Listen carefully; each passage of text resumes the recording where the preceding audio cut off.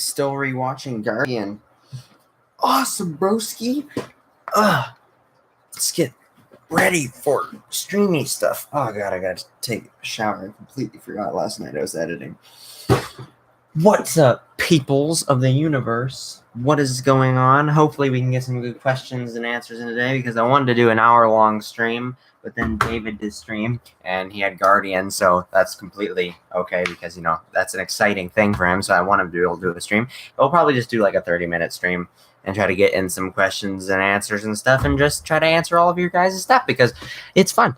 And Caesar wants me to kill him. Unfortunately, I can't do that because he's not in front of me.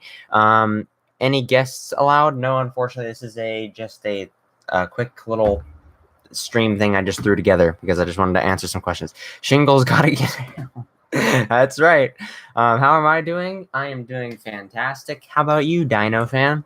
What's poppin', comrades? I don't really have any popcorn popping, but I did have some grits popping earlier, so there's that.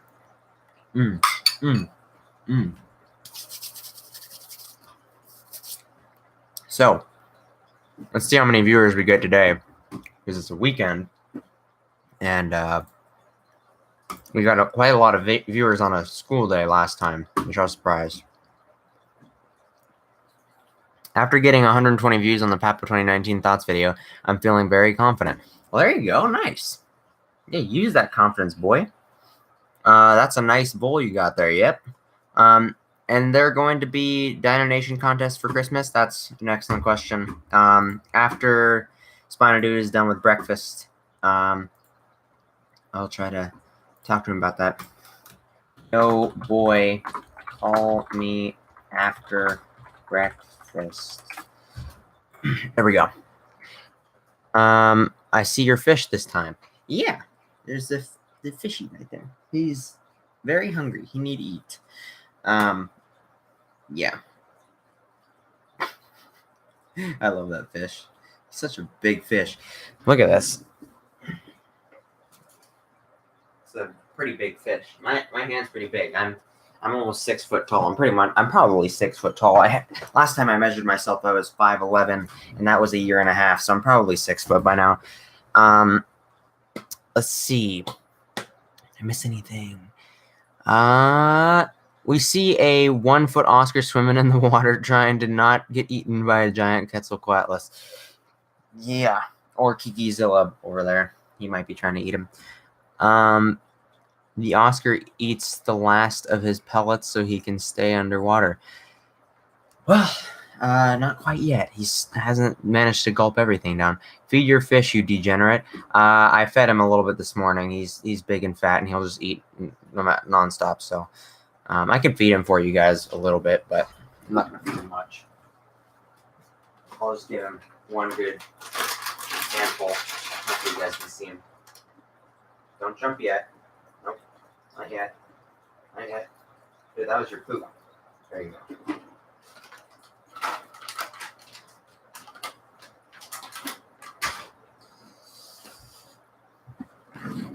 What's up, Chris? Jack Spino Rex. I'd like to get into fish keeping. Yeah, it's a lot of work. I'll warn you that. It's a lot of work.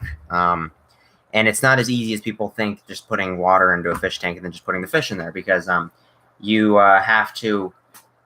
It's literally a little ecosystem you have to maintain. And so there's like bacteria levels you have to contain and actually establish bacteria levels. Just all kinds of crap. And then you have problems like this, which are really difficult, all this free-floating algae. But I can't fix that unless I move that tank over onto that side of the room. But if I do that, then that 400-gallon tank is only going to be up against one load-bearing wall, which is that wall right there, which isn't really a good idea when it's on a second-story floor, and it's above a garage. So not the strongest position. So that's why it's in that corner, because that's the only corner in my room that has two load-bearing walls that it's up against. So load-bearing walls are the walls that actually support the weight of the house. And that wall right there is next to my stairs. There's stairs that go down that way, right there behind the wall. But that's a wall right in the center of the house that's a load-bearing wall. So it has to be there so it doesn't fall through the floor. But that means it's right next to the window, which means natural sunlight, which means algae. So yeah, that's fun. Kiki's a 6-foot nerd, and I'm a 5-foot nerd. Nerd group, yep. Just drew a cross between a Polar Express and dinosaur train for my Christmas drawing event on KA Official. Ooh, that's pretty fun. That's a big A fish. Yes, it is a big A fish. I'm eating pancakes right now. Pancakes are awesome. Nice. We're gonna need bigger pellets. Hey, Delta. I had a dream that I went to Jurassic World, but the only thing that they had were ichthyosaurs. That's an interesting dream. No wonder all of my goldfish are dead. Yeah, that, and also goldfish are, despite what people think, they do not grow to the size of their tank, and they do not stay small. The smallest species of goldfish is probably like the really stubby, chubby ones with the big tail fins, and they get about this big. That's how big their bodies get when they're fully grown. Normal goldfish, like the longer ones, they'll get about 2 feet long and fully grown. They can get it as big, if not bigger, than koi. So, yeah, they get big. And if they stay a certain size, you'll notice that their eyes start getting bigger because they'll get stunted on the outside if you keep them in too small of a tank, because their own hormones are leaching into the water, which inhibits their growth. And so their body, like on the outside, stops growing, right? But then the organs on the inside of their body keep growing, and so they basically just suffocate themselves to death. And that's how they die premature deaths. And that's why so many people have goldfish that only live for a couple of years. Goldfish should be living more than 20 years. They're some of the most healthy pet fish that you can have. I mean, Oscars can live 20 years, but most of them live only 15, and they're more natural than goldfish are. But goldfish are domesticated, and they've been bred for a long time, but they can live 20, 25 years. Some have even reached 35. So they can grow or live for a long time. Does anyone in the chat have the Jurassic World baby T-Rex? You mean like the Papo one? I don't have that. I'll just say J. Jonah Jameson over the 2019 lines with major companies. Crap, mega crap. Yep. From the Legacy Collection. No, I don't have that. I used to have a goldfish pond. I like tropical fish more. Yeah, tropical fish are really cool. Really fun to have. I like freshwater fish a lot more than saltwater ones. I mean, some saltwater ones are really cool, but the tanks are so much maintenance to control that salt and everything. Cory catfish are really cool. Cory catfish are awesome. And a Collecta hippo from 2006. Yep, Sir Doodles. My 2010 Carnegie Mirror Gaia just arrived. Now I have 4 Carnegie figures. How about that? That's awesome. I really want that Mirror Gaia. The Mirror Gaia looks awesome. And a Schleich Rhinoceros from 2001. Bruh, even though you take care of a goldfish, it will still die for some intelligible reason. That's not true. If you take care of a goldfish properly, it will live for a long time. You have to give it a big tank and feed it properly. Just not true.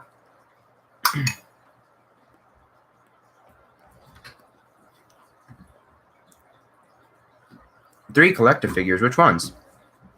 It sounds fun. Yeah, so like the title suggests, what's up, David? After this stream, can you and I talk about the Christmas event on Dino Nation? People are really wanting to, get the contest underway, like all the drawing things. And I was figuring it'd probably be fine the way that we're waiting anyways, because I was figuring we could do maybe a 12 days of Christmas type thing where we have one challenge each day. And people can build up to them. So the harder, longer challenges are towards the end, but we announce a winner each day or something like that. That might be cool. So maybe that's also a way that we could have an excuse for waiting so long, because we're doing a 12-day Christmas thing.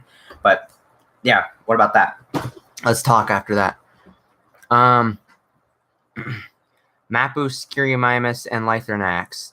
My other 3 Carnegie are 1996 Saltosaurus, 1996 Chronosaurus, 1999 Triceratops. Triceratops is awesome. I love the Saltosaurus. The Chronosaurus I used to love when I was little, but now that I have the new Chronosaurus, I just couldn't give a crap. I mean, I still like it because memories. It's kind of sentimental. But yeah, I only have 2 Carnegie figures that I actually bought new ones of, mint condition ones, just so I can have them for my collection. That's this guy, because I really love this trike because it goes well with the T-Rex, and the T-Rex I have a mint condition of because that's the best Carnegie figure like ever. So I really love this Rex. I think it's one of the best Rexes ever made, and in mint condition, it looks outstanding. So I have a mint version of that. No scratches, scuffs, or anything.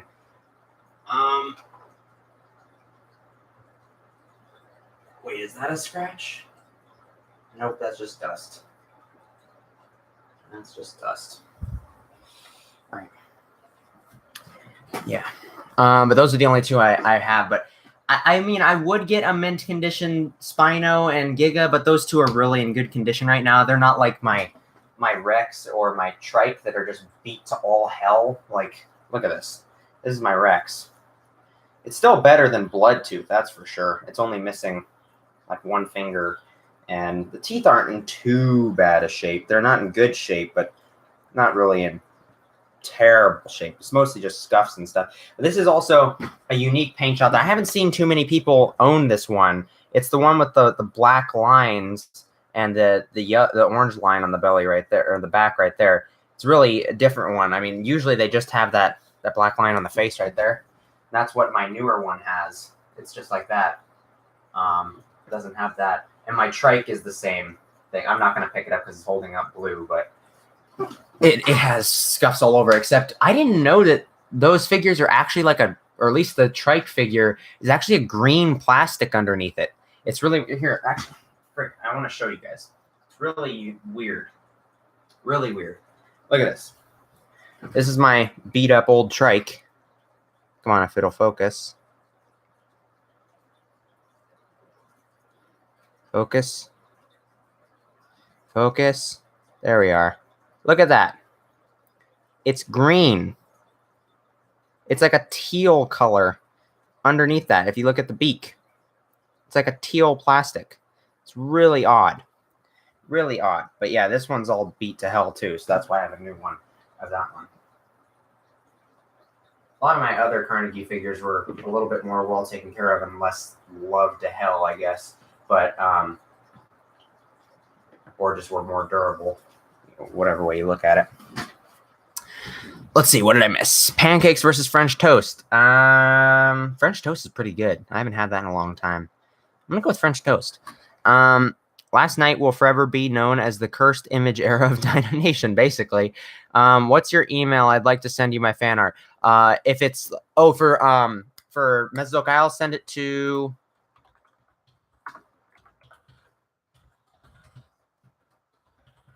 My sister runs this. She's my social media director. But send it to mesozoicofficial@gmail.com. That's where we'll put up your fan art on the Facebook page, the Twitter page, the Instagram page, and I'll put it up on Dino Nation as well. So thank you for doing fan art, dude.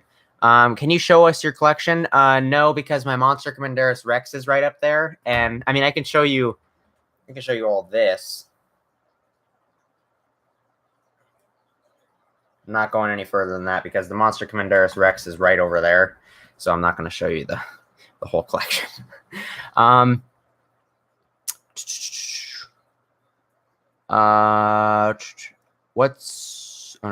Runs to house and keys your Rex. Oh my god. That would be terrible and I'd eat your face. Nah, best Carnegie figure is the Spino.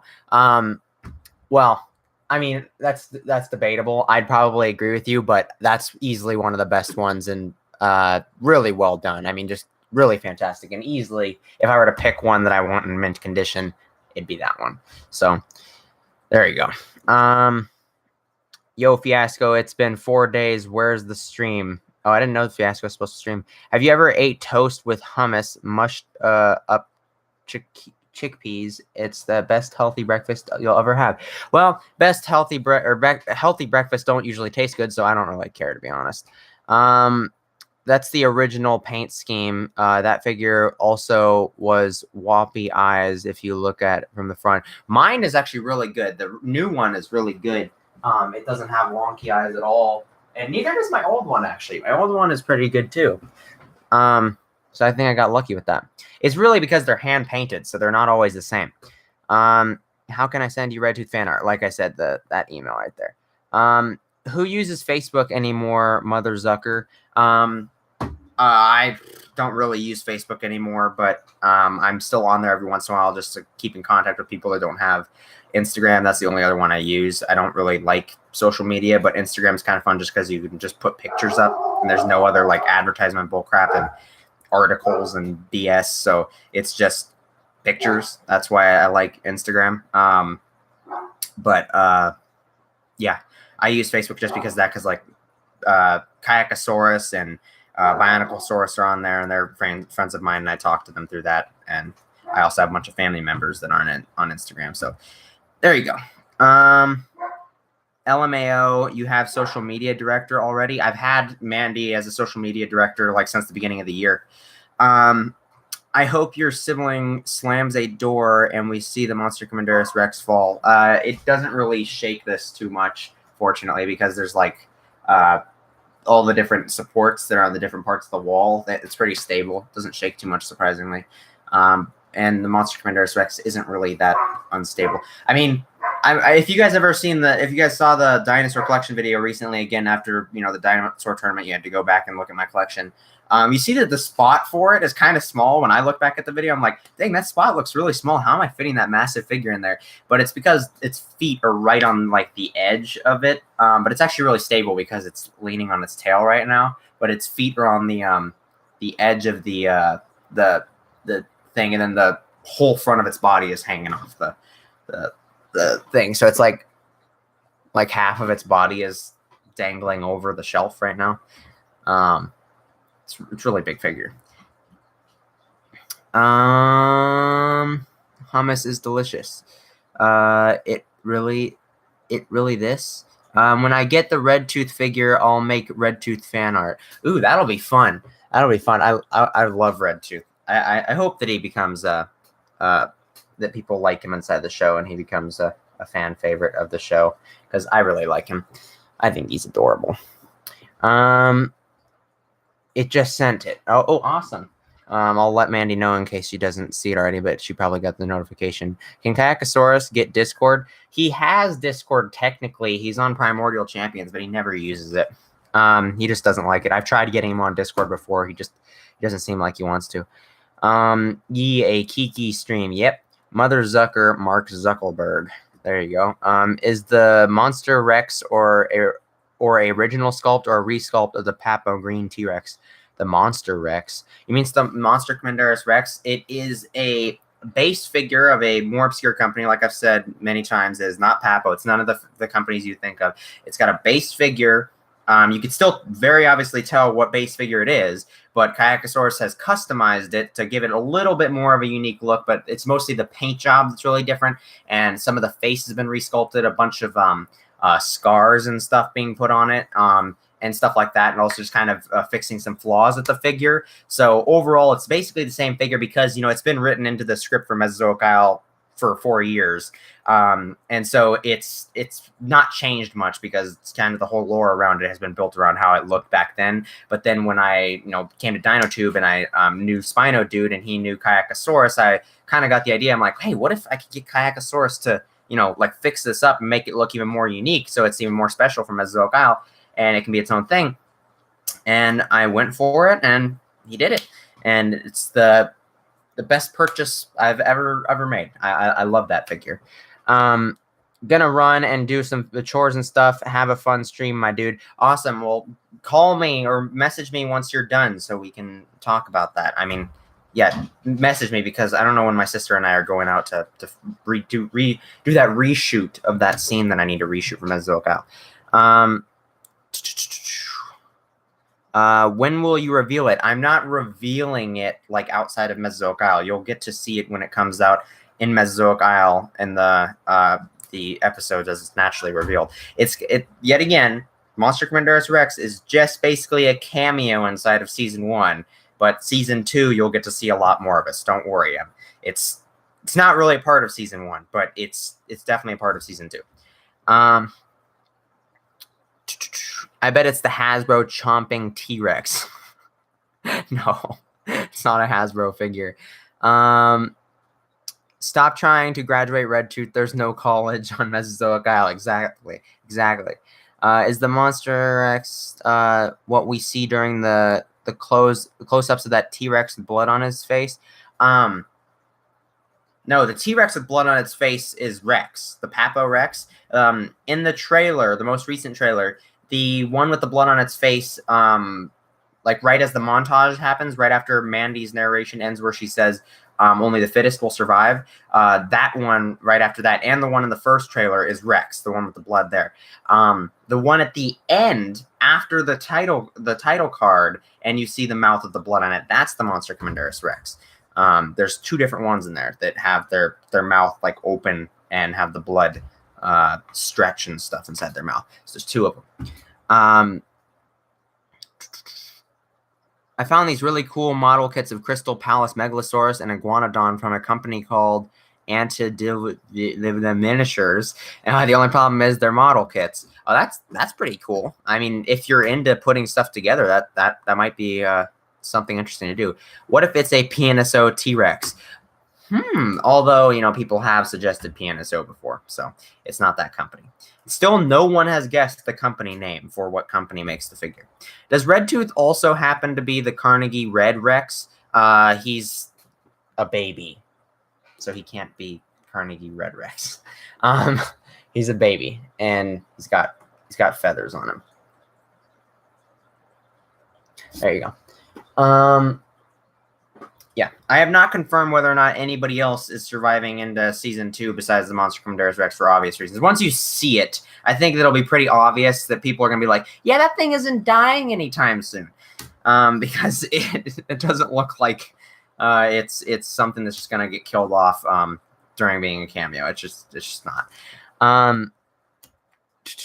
But everybody else is still up for question. A lot of people, I think it's about like half and half now. I think I've been doing a good job at making people wonder whether or not certain characters are living on or not, because I think it's about half and half consensus. I hear half people saying that they think Red Tooth's going to die in this season, and half people saying that he's going to survive. But yeah, Monster Commanderus Rex dies of cancer. That would be a terrible death. Click on this link. It will install viruses, I bet, bud, and you're going to go in timeout. It's probably the Schleich Giganotosaurus. Schleich Giganotosaurus. Why would I buy the Schleich Giganotosaurus? It's like, ugh. And you'd obviously tell if the teeth were from a Schleich Giganotosaurus. I mean, I guess Kayakasaurus could resculpt it, but no. I've not had that. And keep in mind, I've had this figure for over 10 years. This is something I've told people before. I've had this figure for over 10 years. So it's not like a newer figure.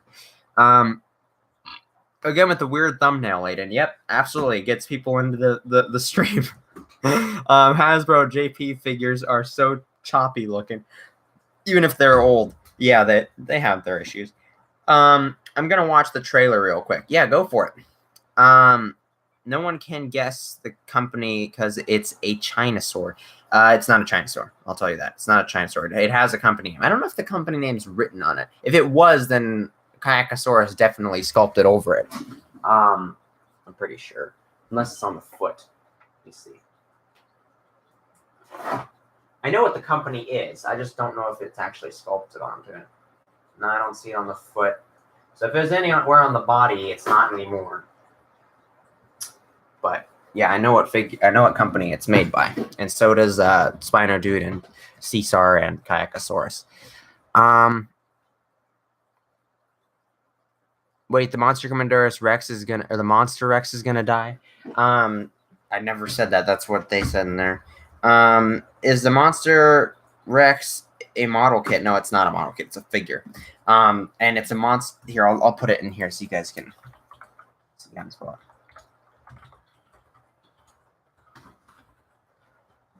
You spell it right? There, that's how you spell its name. The Monster Commanderus Rex, which means monster eating king. That's what its name means. What figure are we trying to guess for their company? The Monster Commanderus Rex, which you can't see.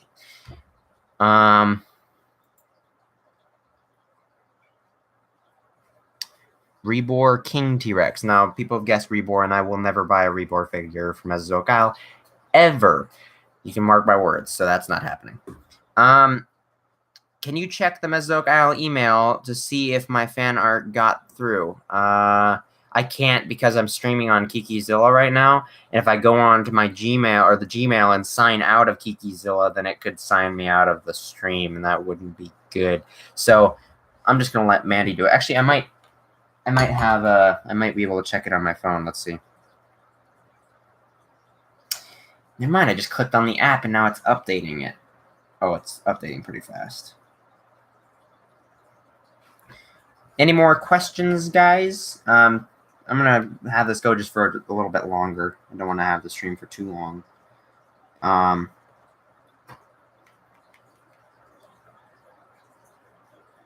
If you guys have any questions, shoot for them.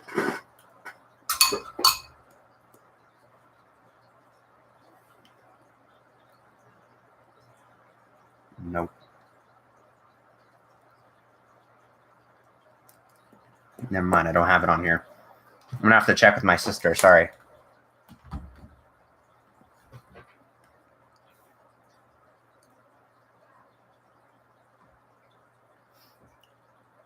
You searched up its name and all that came up was the Mesozoic Isle trailer? Yeah, because it's a completely original name. Ugh. What Carnegie do you want really bad but can't get? I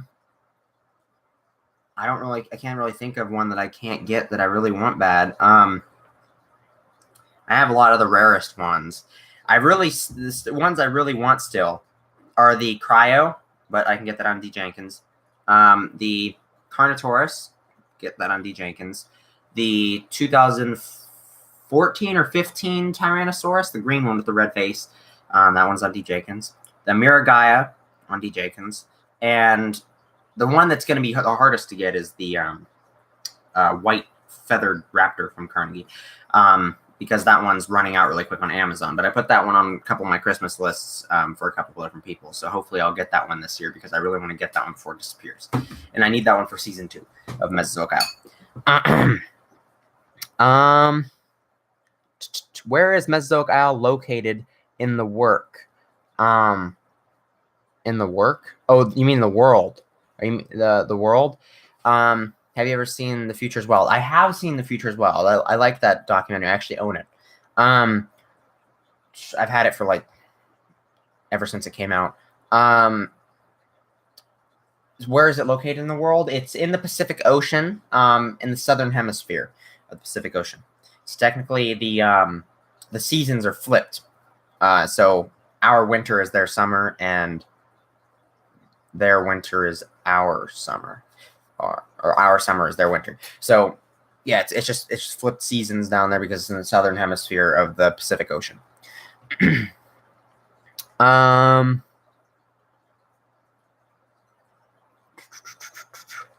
you like the Safari Tylosaurus? I do. I really think that Tylosaurus looks really great. I think it looks a little slender. It could have used a little bit more musculature, make it feel like a little bit more alive. It does seem like a little bit more like a emasculated statue, I guess. But I love the colors. Despite their inaccuracy, I think that it looks great. And we don't have direct evidence for Tylosaurus. I mean, it's not likely that it looked like that, but it could. Maybe male Tylosauruses just wanted to look really sexy, and they were fast enough that they didn't have to really worry about being completely camouflaged. So during the mating season, they just exploded with yellow colors and black stripes. I mean, who knows? It's possible. But either way, I really love that figure. I think it looks great. And the detail, even though it's extremely inaccurate, the detail on it is pretty cool. I think it looks cool. 2014 Carnegie Rex, I purchased a few days ago. Ooh, that's cool. Good for you, dude. I still really want that one. When you say Carnegie Feather Raptor, you mean the 2015 one with the black and blue face, right? Yep. I already technically have that one, but Caesar customized it into being an Alaskan Troodon and made it into a corpse. The Carnegie Tylo on Amazon is worth $1,971.67. Wow. Not worth that money. No way. I would never get it for that. I feel the voids of the Carnegie Concavenator, Chimera, and the 2012 branch, which I may never be able to get. The Concavenator is another one I do want. The Concavenator would be nice to get a hold of. Not a super big fan of it. I definitely like it way more than any other Carnegie. I mean, any other concavenator figure out there, but it's not the best thing in the world, in my opinion.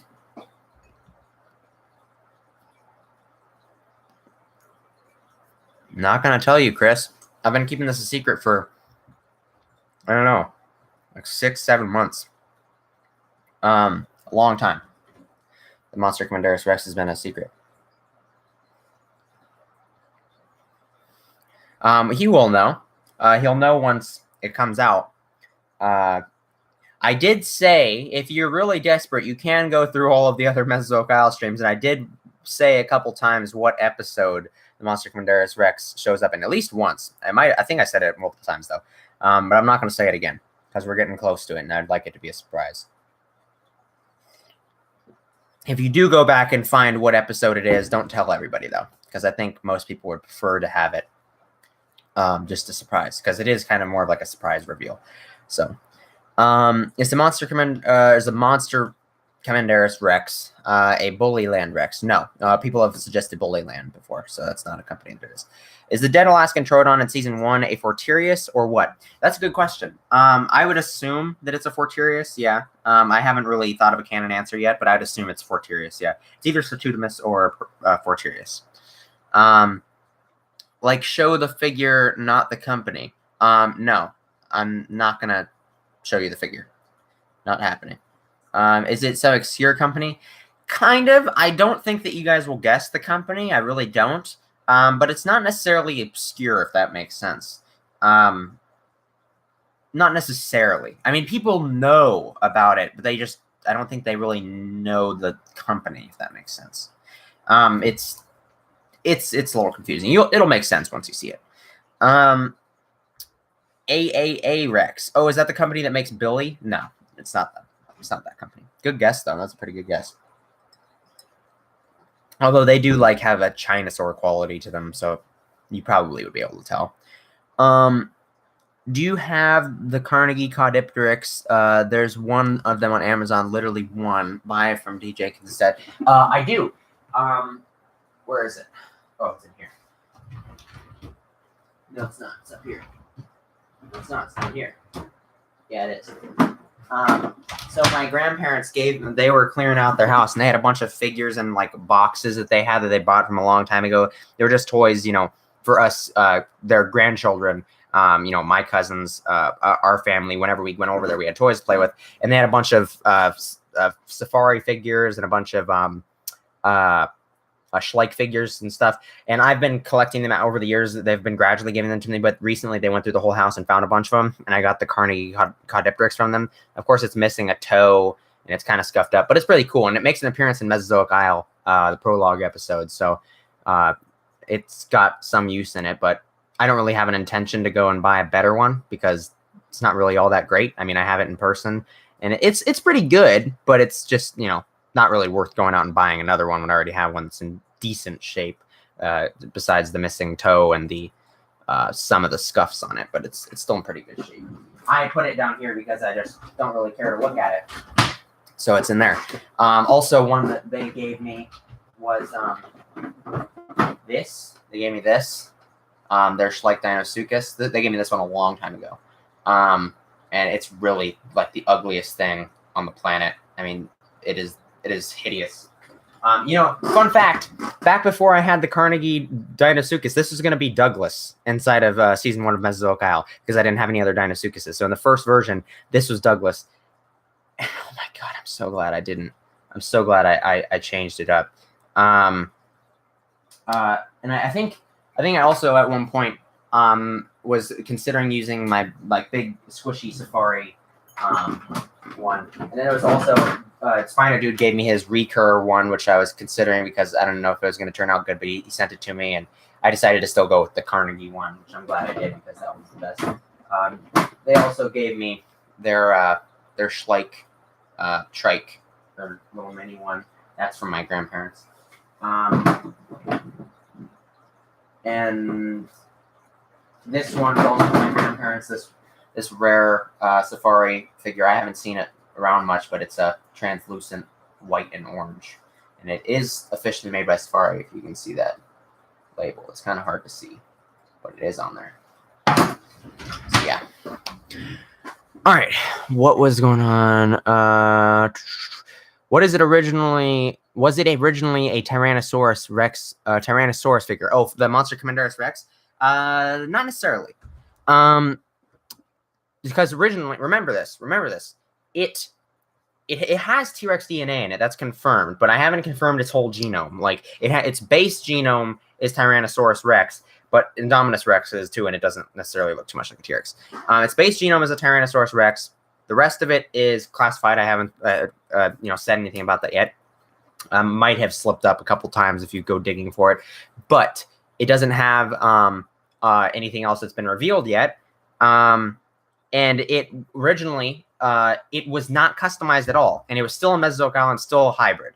So it looked different enough to be a hybrid, but it changed quite a bit when I got Kikizilla101 to customize it.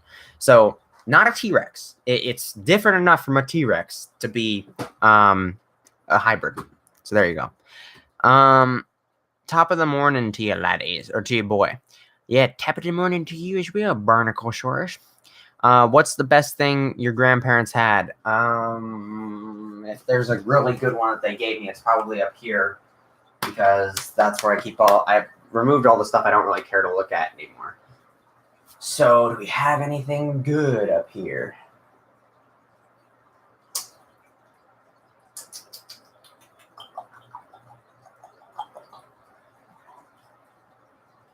Can't really see anything that stands out. So I'm guessing it's in here, if there is a really good one. Well, then I'm going to say... that I'm most happy with this one that I got from them, because that's really cool that it's just, really uniquely colored. That's a pretty cool collector's item, I guess. Even though I'm not displaying it because I don't really care to have a bright orange figure sitting on my shelf. You should comb your hair, no offense. I don't care how my hair looks, so deal with it. The Caudipteryx is oversized. Yeah, it is. But, they're trying to make enough detail on a smaller figure. Can you show us the archived original Mesozoic Isle footage? You will once it's, the show's over. I'm going to have that in, the behind-the-scenes, little documentary that'll be about, the creation of Mesozoic Isle, and also I'll probably show some clips from there, but I'll probably make a separate video that'll have all of the footage from the original Mesozoic Isle, and also... I think I'll put the deleted scenes. Maybe the deleted scenes will be in a separate video, and then there'll be a gag reel. But there'll be little snippets of those inside the documentary. That's the behind the scenes, the making of Mesozoic Isle, and then there'll be the gag reel, the deleted scenes, and the original version of Mesozoic Isle.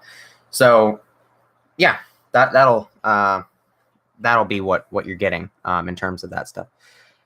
Can I have the Schleich Dinosuchus, please?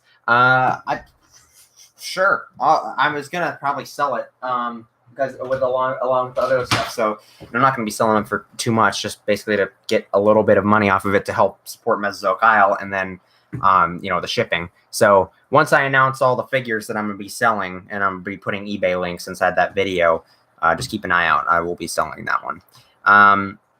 That's the derpiest reptile I've ever seen in my entire life.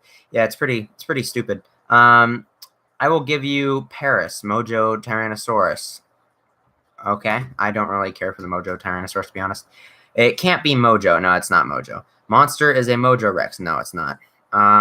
Monster Rex has an articulated jaw. Yes, it does. But who knows if that was added on. Mojo has no articulated jaws. Actually, Mojo does. Their alligator has articulated jaws, so they are capable of making them. Mojo Giga.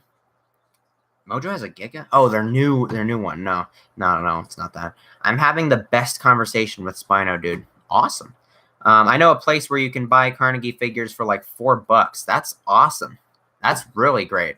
So, sorry I've been, totally gone and not doing anything. Finals week has been destroying my will to live, so that's fun. I feel it, Barnacle. I'm sorry, dude. That's fine. I was just disappointed we didn't get a discussion stream over the episode 3 of Dinosaur Island.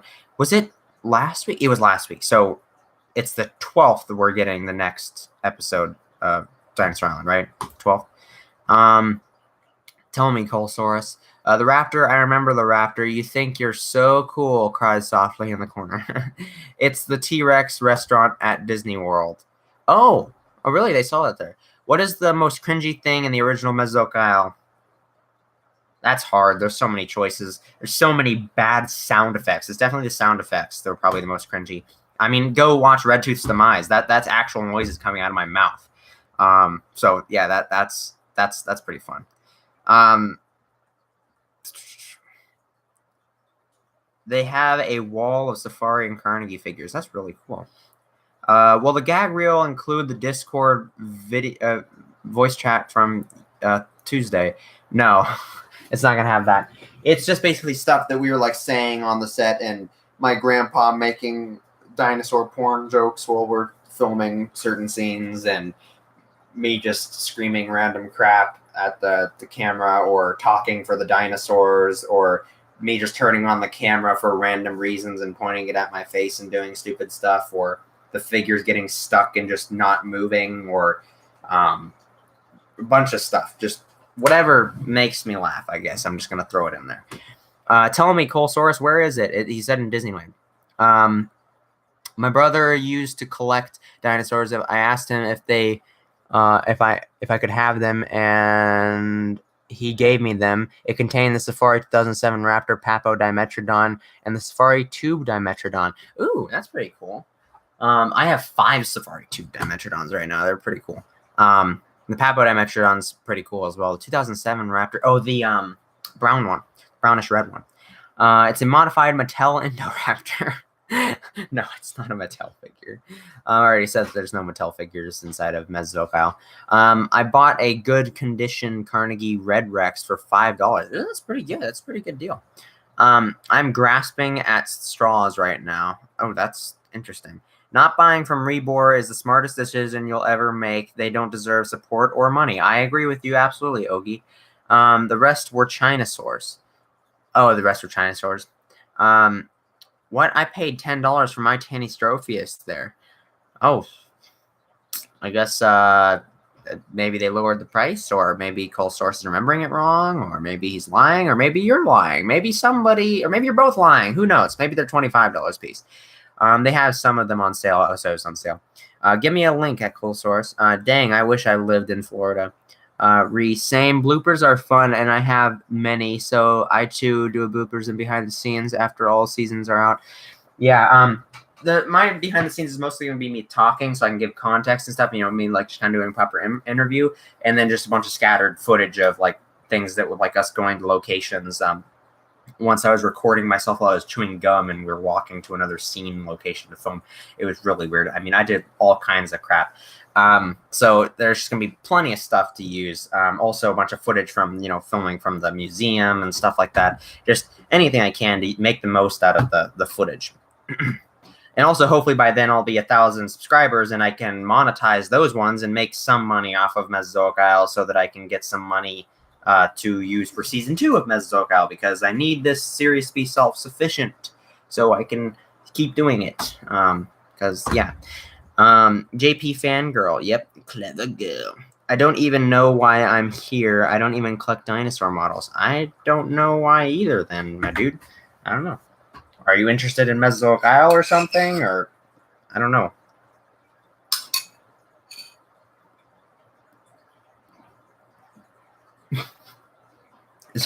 Yeah, sketchy. At least I have all this jewelry. I'll make some money back. Oh my gosh.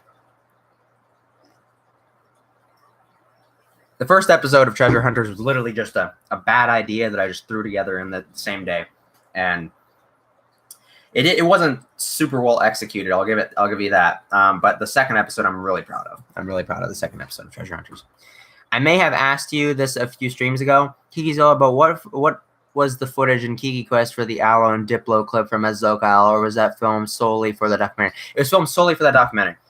We were going up location scouting, and I brought just those figures with me because I knew that I wanted to get those for Kiki Quest. So I just filmed those solely for that. Completely separate from Mesozoic Isle. Good question, though. And yeah, you did ask me that before.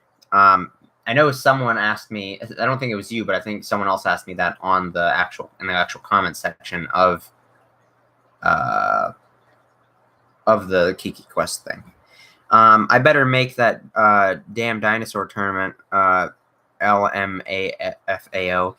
Yep. On MI, is the Dimetrodon a rare site due to much being underdeveloped body compared to the dinosaurs? That's a good question. Dimetrodons are rare because they're being outcompeted. They just don't stand up to the dinosaurs.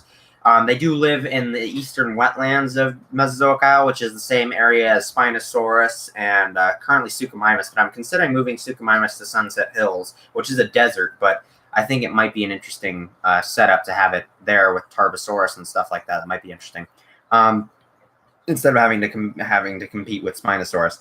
But yeah, it lives up there, and it kind of lives in the shadow of all these dinosaurs. But they did live in tropical forests back then, and so they live in the swamps, and they use the cover of all the trees and foliage to help keep them concealed. Obviously. One of them gets displaced with all their youngsters, and they get put down into marshlands for season 1. So that's a pretty unfortunate scenario for that mother. But yeah, they're pretty underdeveloped. Pretty outcompeted by the dinosaurs, and they're just put on there because when at the time of season 1, there's only one island. The other 2 islands are being made. Cenozoic Island. Paleozoic Island. Mesozoic Isle is a natural island. It was already there, but they wanted to still study Dimetrodon and make them, so they put them on there and they fit them onto the island. But the Paleozoic Isle is where they'll be, they'll put Dimetrodons on there, which will be able to actually flourish in their own environment that's been specialized for them, because they're actually fully making the island from scratch. They're literally just, dumping dirt and stuff into the ocean and piling up a mountain, just like they actually make islands nowadays. They do that. Wait, your grandpa made dinosaur porn jokes? Instant moderation, sucka.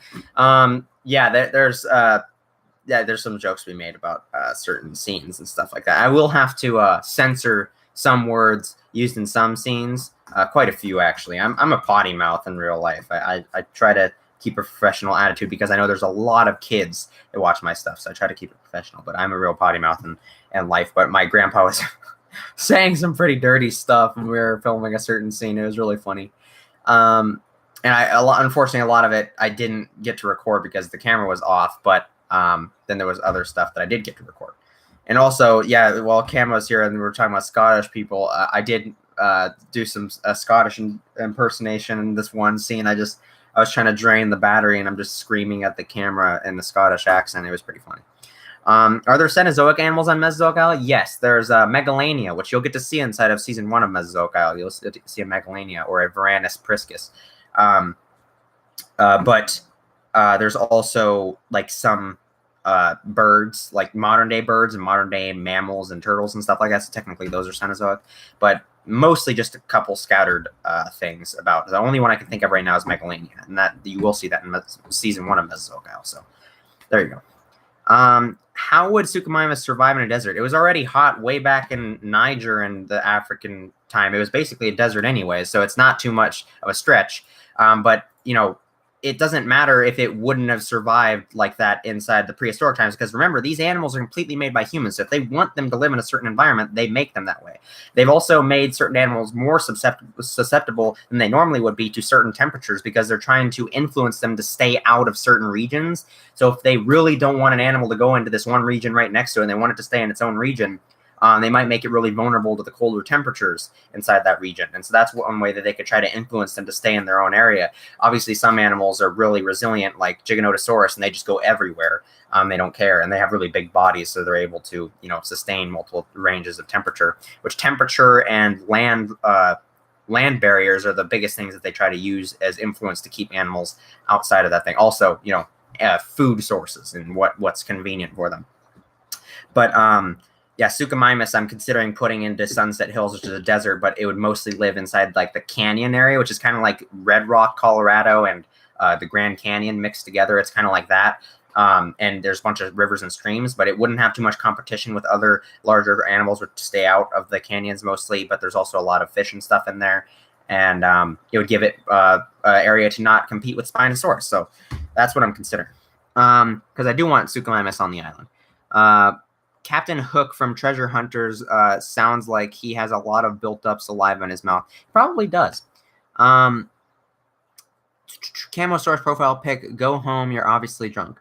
What is the order of when Mesozoic Isle, Paleozoic Isle, and Cenozoic Isle seasons will be released? There's Mesozoic Isle Season 1, Mesozoic Isle Season 2, Mesozoic Isle Season 3, Mesozoic Seas, the film, Cenozoic Isle, and then Paleozoic Isle, and possibly a Cenozoic Isle Season 2.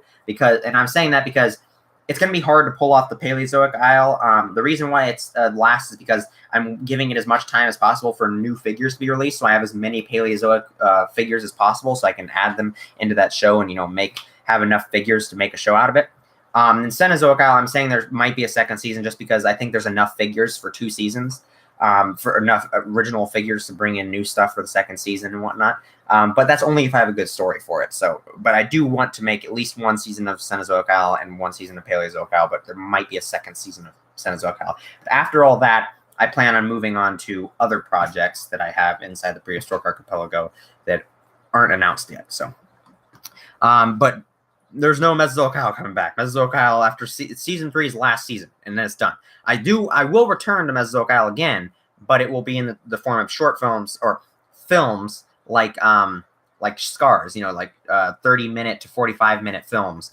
We'll return to it in that form, but not seasons. I won't come back to it in seasons. There's 3 of them, and that's it. What figure is Megalania? I don't believe there is any official Megalania figures. It's my Papo Komodo dragon right here. This is the Megalania in Mesozoic Isle. I got that one for my 12th birthday from my grandmother and grandpa, along with this aloe and this. I still remember. I got all 3 of these guys from them on my 12th birthday. So, and the aloe is still my favorite Papo figure I own. I love that figure. The Stratosaurus is probably a close second, though. But we have so many great questions going on right now. I love this. We're probably going to stream for a little bit more. Plus, humans. We see humans on Mesozoic Isle. They're there. Well, no, they're not. Humans are not allowed to step foot on Mesozoic Isle. But I do have an idea that possibly I could add Australopithecus into Cenozoic Isle. So that might be a thing. But humans are not allowed to step foot on Mesozoic Isle. They did before all the dinosaurs were released on there. And they did a couple times while they were there early on. But there is a specific event that sparked the humans to decide they're not going to influence the island anymore. They're not allowed to kill any animals on Mesozoic Isle. They're not allowed to remove any animals. They're not allowed to they're allowed to add things, but they can't remove them. They only use helicopters from up there. They'll drop like crates down onto the island, and then they will remove them because they're attached to cords and whatnot. And they use drones that'll go on there. But no human is allowed to step foot on Mesozoic Isle after this one event happened. You guys will get to learn about it eventually through the lore and the website and whatnot.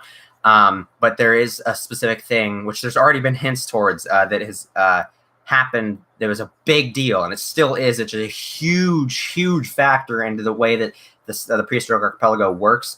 And there's like an actual arc that the whole series goes through because of that. Because there was a huge event that really sparked them to say, okay, we're not doing this anymore. We can't go on there. We can't do this. We're creating more problems than it's worth. And so yeah.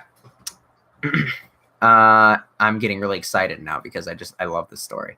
Mesozoic Isle. So why do we see a Baryonyx and Spinosaurus living together in Hidden Valley during season 1? Because yet again, Hidden Valley is very unique because it has 4 mountains on one side of it that locks it in like a U, and then on the other side is a really dense pine forest, which acts as like an impenetrable barrier that then has a labyrinth of trees that animals get lost in, and they can't really get to Hidden Valley easily. And the few animals that do get through the barrier either get stuck in the labyrinth and starve to death, or they get turned around and go back, or if they do actually get into Hidden Valley, they usually get stuck, or they just decide to stay there because there's an abundance of food. It's literally a isolated community that has been very little change for like over a decade.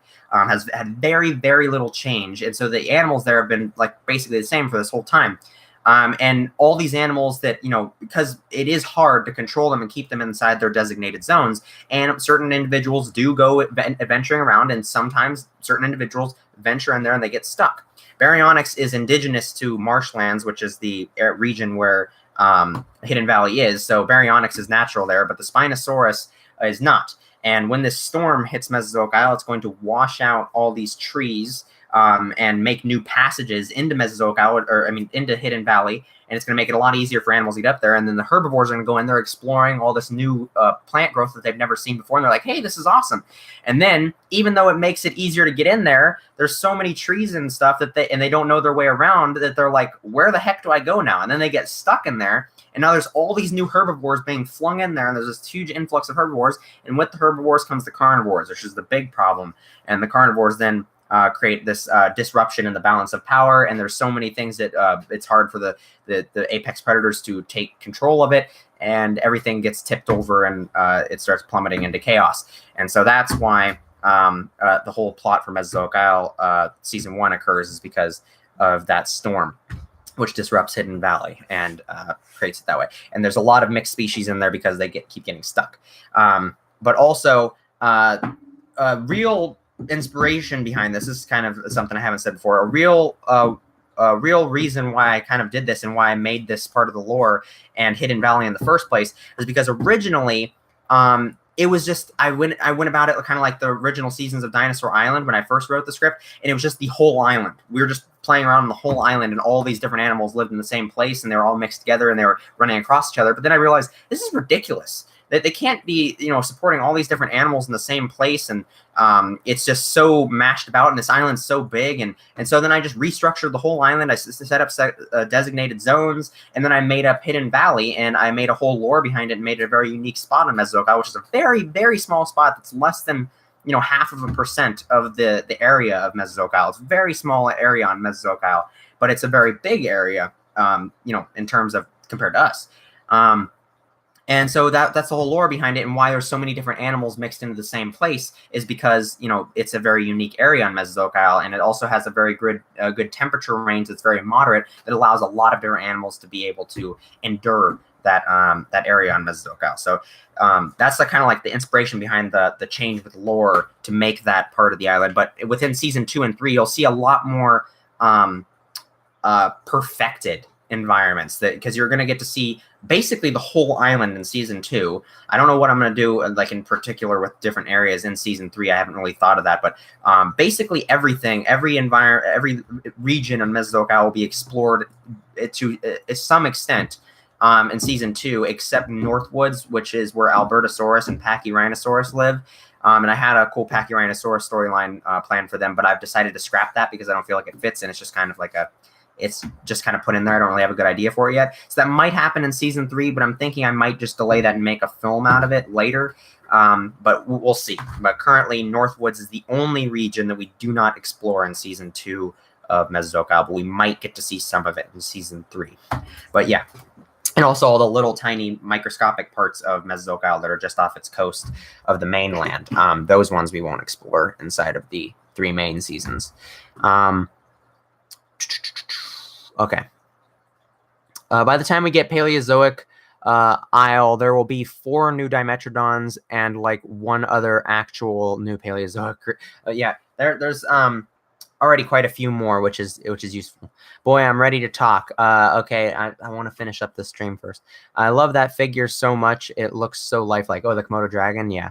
I think the Mesozoic Seas is really a unique concept, and I'm excited for it. Thank you. I'm really excited for it too. It's probably going to be a pain in the butt to film, but I'm really excited for it. Can't wait to get to it. Eric, when the tricycle plots gets you, you don't come crying. Yep. The Moa figure was made before you release Cenozoic. Before you release Cenozoic, would you include it in Cenozoic Isle? I didn't release Cenozoic. You mean Camo?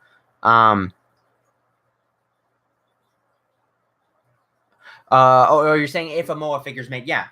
Anything that's available at that point, yeah. Then I can try to mix it in there. Unless I already wrote the whole story and one comes out right then, and I just don't have time to include it. Then maybe a second season. For Cenozoic, wait. So it's like Toa sorta even, right? There is a huge accident, and then all humans leave. That's kind of a misconception of what's happening with Toa, but not much has been revealed on that yet. It's a little bit different, not quite exactly the same, but I can see the relation. Yeah, there's definitely a relation there. For Cenozoic Isle, you could use a Papo Neanderthal. It is a bit outdated, but it's yeah. The thing is I don't want any actual really close hominids on side of Cenozoic Isle. I don't think that they want to do that. It'd be a little bit creepy to have that, and also it'd be kind of breaking the border of illegal. So I'm in terms of the lore. So I would say Australopithecus is probably the furthest we'll go. Something like that. Maybe Gigantopithecus. I'll be right back, Father. Cool. You also said flooding from the storm eventually kills all the plant life. A lot of plant life does get killed. That was also a reason for a lot of the season change. I was going to have a lot of the plants looking dead because they get over flooded and just all the roots just die. But that's only in certain areas of of Hidden Valley, and like slopes and stuff where at the bottom of slopes where the water kind of collects and then drowns all the plants. So you'll see a bunch of dead trees in some scenes. You also said flooding from the... Oh, wait, I already did that. I was thinking about making a series about the 5 deaths. Oh, that'd be pretty interesting. So, like, a Jurassic Park thing. Northwood sounds like an interesting place. Do Troodon and Pachyrhinosaurus live up there? Yep. We have Alaskan Troodon, or at least that's what their title is right now. Or I don't know. I'll probably come up with a more unique title. They'll still be a Troodon because, they were created when Troodon was still a viable genus.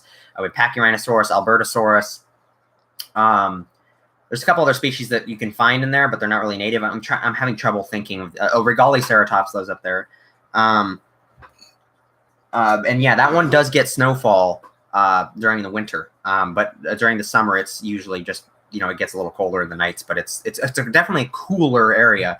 But it's basically all pine trees with a huge lake in the center of the region called Iris Lake, which is a pretty cool lake. If you look at the map, there's the whole cove on Mesozoic Isle that looks like a mouth. And if you look at Iris Lake, it looks like an eyeball that makes it kind of look like a monster's head on the side of Mesozoic Isle. And that's why it's called Iris Lake, because it looks like the eyeball of a creature. And there's actually a canon Latin name for the island that was given to people that had first discovered the island. They give it a Latin name that is reminiscent of a monster, like naming it after a giant monster. And then the Sunset Hills, the desert in the center, is given a Latin name as well. That means the heart of the beast, I think, or something like that, because it's right in the center of the island and it's hot and it's throbbing heat, like the beating heart of the island. It's kind of interesting. I wonder if any company will make an elephant bird figure. Elephant bird, that's interesting. What's this, sis? What? Okay. Are there any Australopithecus figures? I don't know, but if there is, or I could always have, like Kayakasaurus make me one if I really wanted to add them. So when's DI Season 5 coming out? Or Mesozoic Isle? Oh, you meant when is Mesozoic Isle coming out? Mesozoic Isle, I am currently looking at the prologue episode releasing on the 21st of December. Then we have a short film, kind of like Guardian. David and Spino Dude and I are having a little friendly competition thing. It's just kind of for fun. So I'm also doing a short film that I co-wrote with Caesar that's in the canon of Mesozoic Isle. It's not related to any of the seasons. It was just completely made up just for the purpose of this. But it will be coming out on December 5th, Christmas. It'll be coming out on Christmas. And then January 4th, 2 weeks after the first episode of the canon prehistoric archipelago episode, which is the prologue episode of Mesozoic Isle. On January 4th, I'm looking to release the first episode, and then every Friday then on will be a Mesozoic Isle episode. Nanosaurus. I thought about adding Nanosaurus, but I don't think it's going to be canon. Colesaurus Dickinsoni. Yes, Safari made a pair of the Carnegie line back in 1988. They have one in their Safariology Evolution of Man set. Oh, they do have Australopithecus, huh? Also, Kyoto has a couple. I now have an excuse to use the Collector Deluxe Styracosaurus size. Want to hear it? Yeah, sure. Why not?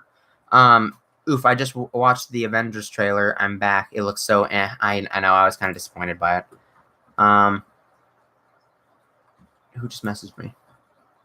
Kiki, do you love me? Please don't ban me. Please stop asking if I love you. Those are pretty cool, like, bars, though. Like the tags. What's this notification, Dino Nation? Somebody tag me in text chat. Oh, it was just Chris trying to show me that same thing. Fiasco, do the effing stream. Please censor more of the F word next time you do that, my dude. Yeah. So a lot of stuff. I mean, another interesting animal that's got a lot of interesting lore behind it, which was also inspired by limitations with Mesozoic Isles, is Triceratops. Triceratops species have a lot of genetic malfunctions and stuff like that you get to learn about. I'm not going to really explain the whole thing right now because it's a long story, but yeah, and that there's another limitation inspiration behind that as well.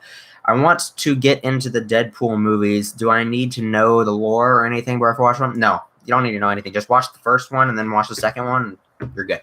I love Deadpool as a character and a concept. And I fell in love with him just before the movie was announced, which is really awesome. I just started falling in love with him because of the video game, and I bought a couple comic books from him, and I read them.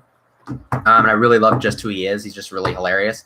But yeah, you don't need to know really much anything at all because I barely knew much about his actual lore, and they do a really great job of it inside of the first film. So just watch the first film, then watch the second one. I think the first one's a little bit funnier, but I think the second one is better. Just overall, I think the second film is actually better. But they're both fantastic movies. Aaron the Postasuchus Kirkpatrick. Okay then. I really don't like Bionicle. He's so unoriginal with DI.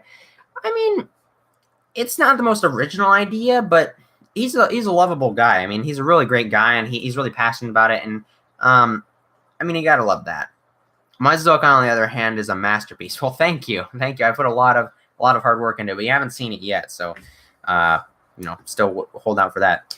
Who was the first Dinotuber? I don't know. That's impossible to know because technically a Dinotuber is just really anybody who made anything about dinosaurs. So if you're like modern, like our community type Dinotuber, it'd probably be either what's his name? Globby? Is it Globby? What's his name? Gloppy or Raptor Boy 101. One of those ones. I think Raptor Boy was first. I'm not sure. I keep hearing different things from different people. One of those people. I don't really care, to be honest, because they're all gone now. Who was the first Dinotuber? Oh, I already read that. Deadpool 2 is the best movie. Fight me. I don't think it's the best movie, but it's probably my favorite movie currently. I'm really curious. I don't know. So before new kinds of carnivores in its area became a threat, species of Styracosaurus named Giant Styracosaurus thrived, but when new creatures come into where it lives, they became extremely rare. That's interesting because I'd figure the bigger body size would help defend them from the creatures. What's Gibby thinking about? I don't know. Because the only threat they had was Lythornax and Coelophysis. Oh, gotcha. Baryonyx 825 is gone. He's dead.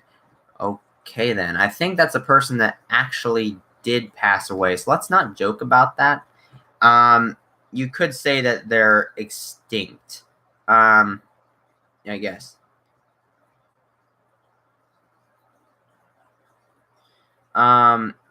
Let's not cuss Jack Spinorex.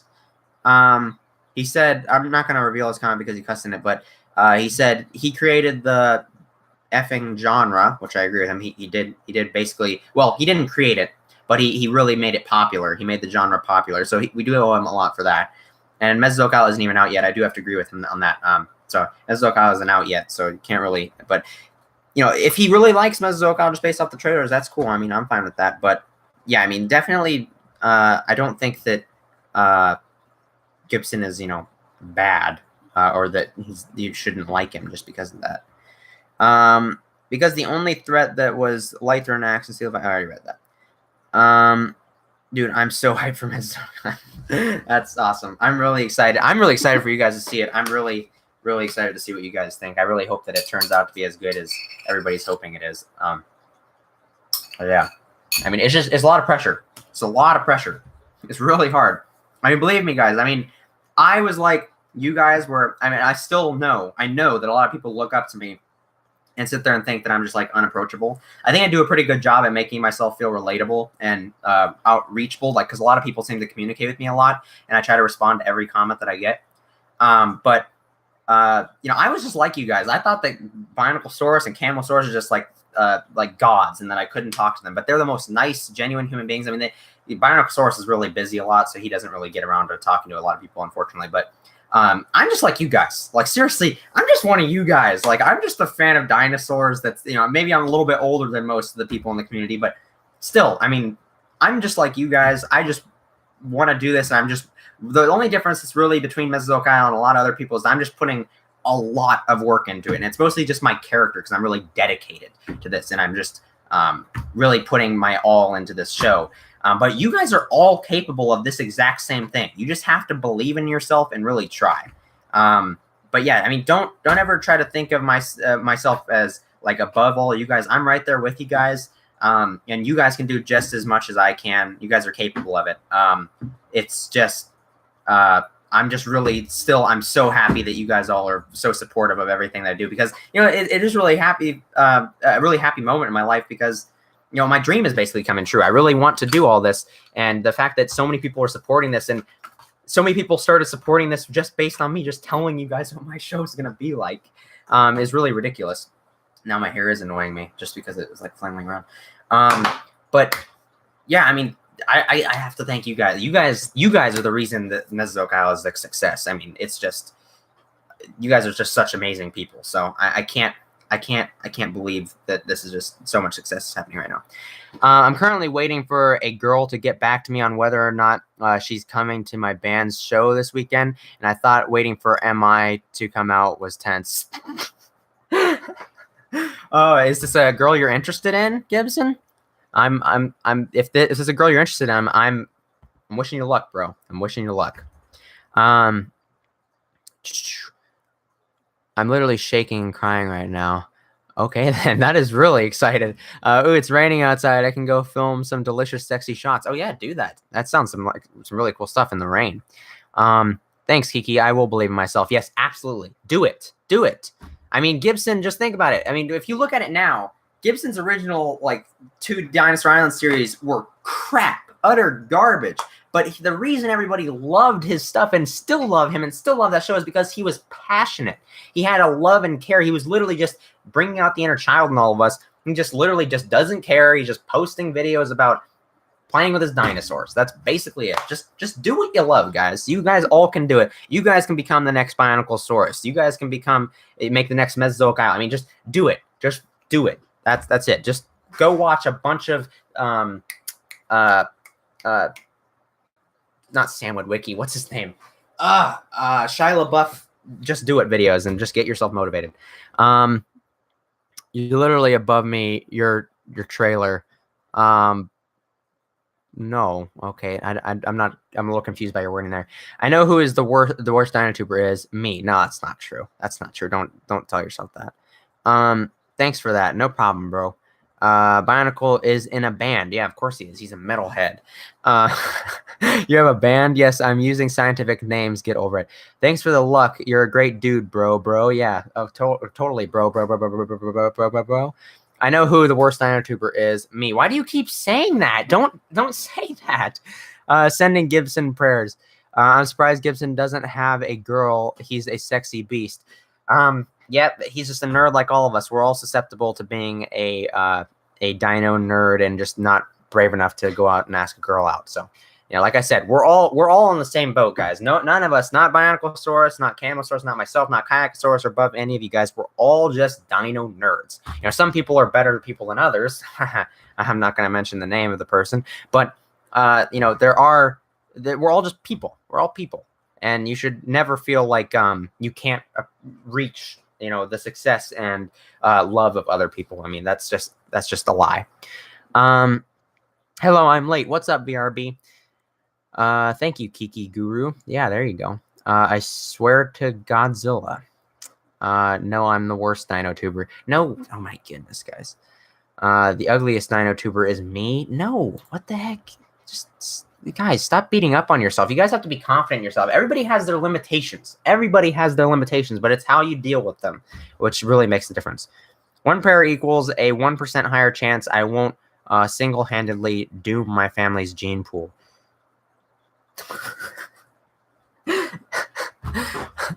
That's oh my gosh. Unfortunately, I'm not religious, so I can't really pray for you, but I can wish you luck. Cool and Good only has like 10 episodes. Sad. You mad I'm sad, the worst dino tuber? Yeah, I am mad that you're saying that you're the worst dino tuber, because it's not true. Dinosaur Island basis and Mesozoic Isles lore really inspired Vastare Island. I still don't know how to say that. Could you put the pronunciation in there? I really don't know how to say Vastari. I don't know how to say this. I'm so bad. I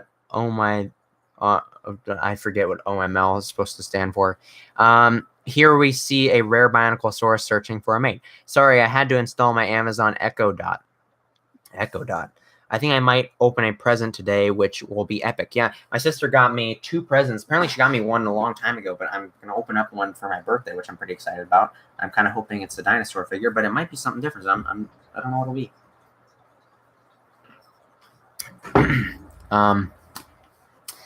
Yeet. Here we are. Oh, wait, I already had that. Because I am. No, oh my God. Save off color Allen. Okay, then. I just imagine traveling through time in order to erase someone I hate from history. Yes, I know I have a grudge problem. So do I, dude. We all have our issues. You're not Thanos. You're not graceful enough. God dang, I'm really excited to start shooting Retrosauria. I need to buy some clay. I just have a clay Bucklandosaurus, Crystal Palace Megalo, and hand will be amazing. Yeah, I'm excited for you, dude. That Retrosauria is honestly one I'm really looking forward to, because it's really a unique concept. In all honesty, my series is pretty mediocre.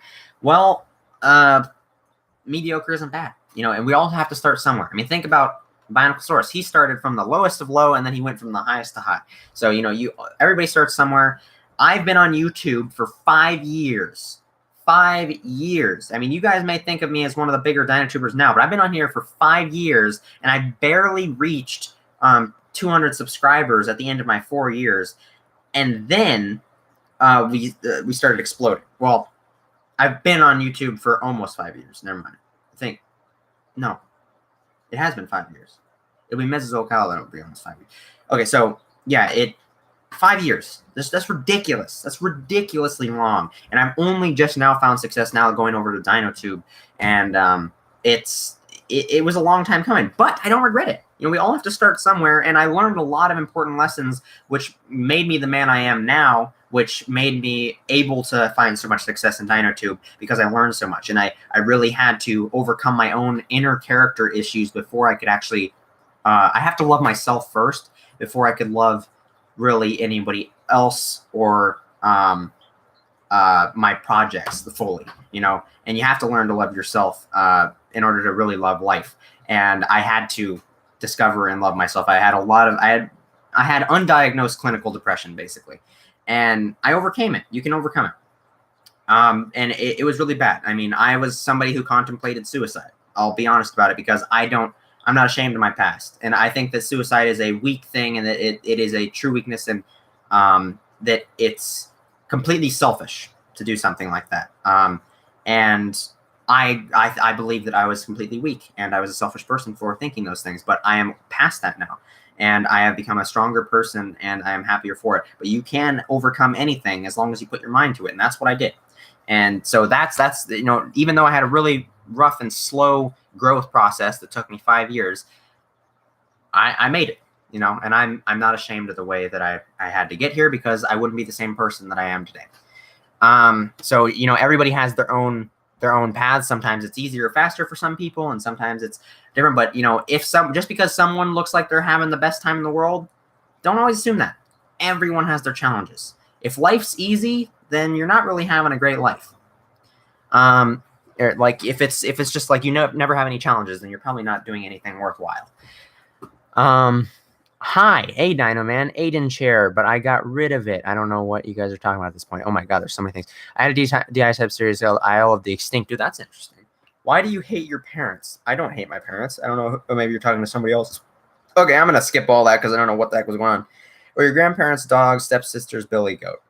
Okay. Even if you're a small DinoTuber like me, the main DinoTubers are so kind. Gibson commented on one of my videos, and when I thought it would be Billy and Premiere, but Kiki joined and David just talks with you.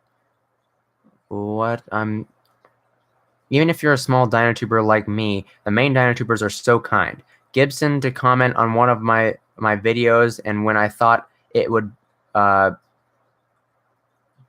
Billy and Premiere, but Kiki joined, and when just Billy maybe, and David just talks to you. Yeah, I mean, I try my best to try to. I mean, there's so many people. I'm not gonna lie. 700 people is a lot of people. If I had 700 people out in front of my house, I'd freak out. I think that they'd be able to tear down my house from the roots. I mean, that's just a lot of people. 700 people is a lot of people. 100 people is a lot of people. Be grateful for what you have. You know, 100 people, if you had 100 people in front of you, you'd be like, holy crap.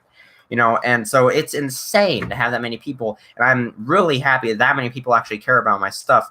But, you know, I still try to get around to everybody's stuff. It's impossible. I try to get around and be nice and, you know, give everybody a chance to try to explore their stuff whenever I can. And we're all really kind-hearted people. I have to say that. There's not one person that's one of the bigger community leaders inside of DinoTube that I really think is a bad person. Not one. Matthew Dinosaur King is great. Kayakosaurus is great. Bioniclesaurus is great. Camosaurus is great. Spino Dude is great. Dynaman is great. I'm great. And everybody's just great. So it's just, you know, just be open-minded. And also, you know, if we can't get around your stuff, it's not because we don't want to. It's because, you know, there's so many people, and we try. We really do try. So I want to thank you guys for recognizing that we are kind, and I want to thank you guys for being very patient with us as well. Bring your plushie in. Gosh, I gotta catch up with the chat, man. I keep having these longer talks, and then I'm not catching up. I need to turn on this fan again. It's getting really cold. I mean, really hot in here. All right. Wow, this got deep. Good job, man. Yeah, man. I love me parents. I love my parents too. You're a very inspirational man. I know. I am a very inspirational man. All the big DinoTubers are so kind. They really are. I think it's more of my sisters, fishes, unless okay. Gibson's epic battle of DinoTube 2, and I survived. Yay! That's pretty fun. I wasn't even in that. Here's a Q&A for you. How could you do this to me? I meant, I have over 100 subs, and I'm grateful. No, I'm not saying that you're ungrateful. I'm just saying be grateful, because a lot of people, you know, kind of undermined how many subscribers they have, and that's including me. When I had like over 100 subscribers, I tried to be really grateful and stuff, but sometimes it got past me. And, you know, I got a little, you know, like 100's not that much compared to other people, but you don't compare yourself to other people. You know, I'm happy with how many people I have because they're so active and they're so loving. You know, I'm really honestly content with this. I'd love to have the community continue to grow and have Kikizilla, the YouTube channel, get more and more subscribers, because then there's more and more people that are going to join Mesozoic Isle. There's more and more people that I can reach out to and communicate with. But honestly, when it comes down to it, I'd be happy with just how many people I have right now. I'd be happy with half the people that I have right now. So, you know, it's just all perspective. It's all perspective. Am I a leader? I mean, I'd consider a leader to have more like at least over 100 subscribers or something. It's perspective. It's It's perspective. I don't know. You know, I mean, I wouldn't really consider you a leader right now because I don't think there's a huge following behind you. At least as far as I know, I don't really know how many subscribers you have. But you can always become one. You know, everybody starts at different points. Like I said, I mean, think about it. I'm 18 right now, about to turn 19, so I'm basically 19. I'm gonna be 19 in 6 days. And I started this when I was 13. So a lot of you guys are around the age of 13. You know, this could be just your start. So don't feel bad if you're not immediately coming to, you know, the success of me. It takes time and it takes dedication. So just be loving, love yourself, be enthusiastic about your stuff and believe in yourself, and then you'll get there. You and all of the other big DinoTubers are great people. We are, exactly. Come on, man. We both know I'm secretly evil. I know, but that's the secret. But at least you're good up front. You know, that's what I respect. If I met Aiden in real life, I would jump on his left pinky toe and smack him on his right boob. That sounds fun. Let's do it. I have 16 subs, and I'm so happy. There you go. That's the spirit. That's the spirit right there. Got 16 people is a lot of people. I would say you're great. I would say you're great, just good. Okay. The king of random fight me. I am the king of random. Okay. I have 68 subs. Hey, that's really good. That's almost 100. That's a lot of people. That's a lot of people. That's probably more people than you've ever seen in a classroom at school. So that's probably like 2 to 3 classrooms that you've been in school. So think about that. I have 18 subs, but no videos. That's impressive, actually. That's pretty impressive. Can you guys please sub? I really want 70. You shrewd devils, you. I admit I am just in it for the money. Okay, there you go. Just imagining the whole time travel thing. Of course, I would get erased too because of that timeline wouldn't exist anymore. Dude, you're so pretty. You're saying I'm not grateful? That's not what I'm saying. Look at those arms. Oh yeah. Why? I have 68. Oh, that's pretty good. You have the same amount of Jack Spinorex. I just had 15 subs. Now I have 20. That's actually really incredible. Red alert, red alert. My collection is bad. I have 200 non-Chinosaurs. Stalker alert, beautiful hair. Delicious. I have 68 subs in the last December. Rakomi is the biggest. Oh yeah, I keep forgetting about Prehistoric channel. Because he's like for besides Dino Nation, he's pretty separate, and he's really mellow dude. Like he really doesn't let his status get to him. I mean, because I never even knew that he had that many subscribers. I was just talking to him casually because he just seemed like a normal dude, just like everybody else. And so I really respect him for that. Yeah, I have to keep remembering that Prehistoric channel. He's a really great guy as well. What was I reading? Who is the biggest DinoTuber? Kayakasaurus. Prehistoric channel is technically higher, but Kayakasaurus is going to blaze past him in like a week. Kayakasaurus is exploding. I have 68 subs. I started last December. Awesome, dude.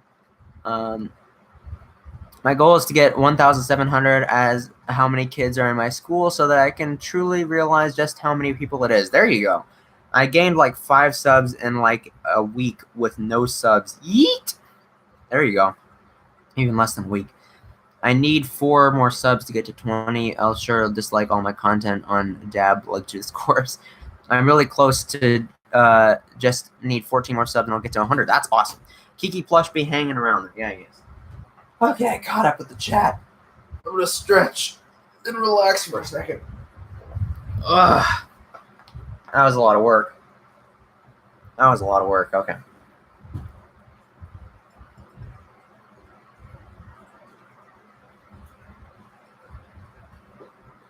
Moistening up the mouth, getting really dry. Okay. I tried buying the new Safari Spinosaurus, but I can't find it on the website. The heck happened to it? That one, the Stegosaurus, Allosaurus, and what's the other one? Oh, the Pteranodon are all coming out in January, so they're not out yet. I've got 32 subs in 4 months. Ooh, that's pretty good. Nice job, man. That's like my average sub growth. It's like something like that. My feature mouth was in October. Or my featured month was in October. Oh, there you go. And Rakomi is an awesome dude. He's co-writing Retrostory with me. Oh, that's really cool. That's really awesome. I didn't know that. Yeah, Raka is a really nice, genuine guy. I have a question. How old are you, and what is your least favorite dino? I'm 19, basically. I'll be 19 in 6 days. So I'm just going to say 19, but I'm technically 18.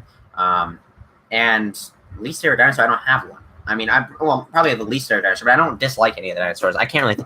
Least favorite dinosaur is probably one I don't know about yet because I don't have any reason to like it because I don't know it exists. So there you go. If you have like a actual category or something more specific, I can answer you there. But other than that, I really can't answer that. What do you think of hippopotamus ears? I'm gonna move on. They're so small. It's funny how I gained like 5 subs in one day, and now it's taken me 2 weeks to get 7. It changes, man. It's random, and also it depends on what videos you upload and when they get seen. You know what mug you could be drinking out of? Yeah, I do. Definitely Kikizilla101 mug that should be coming out pretty soon. So keep an eye out for all my merchandise.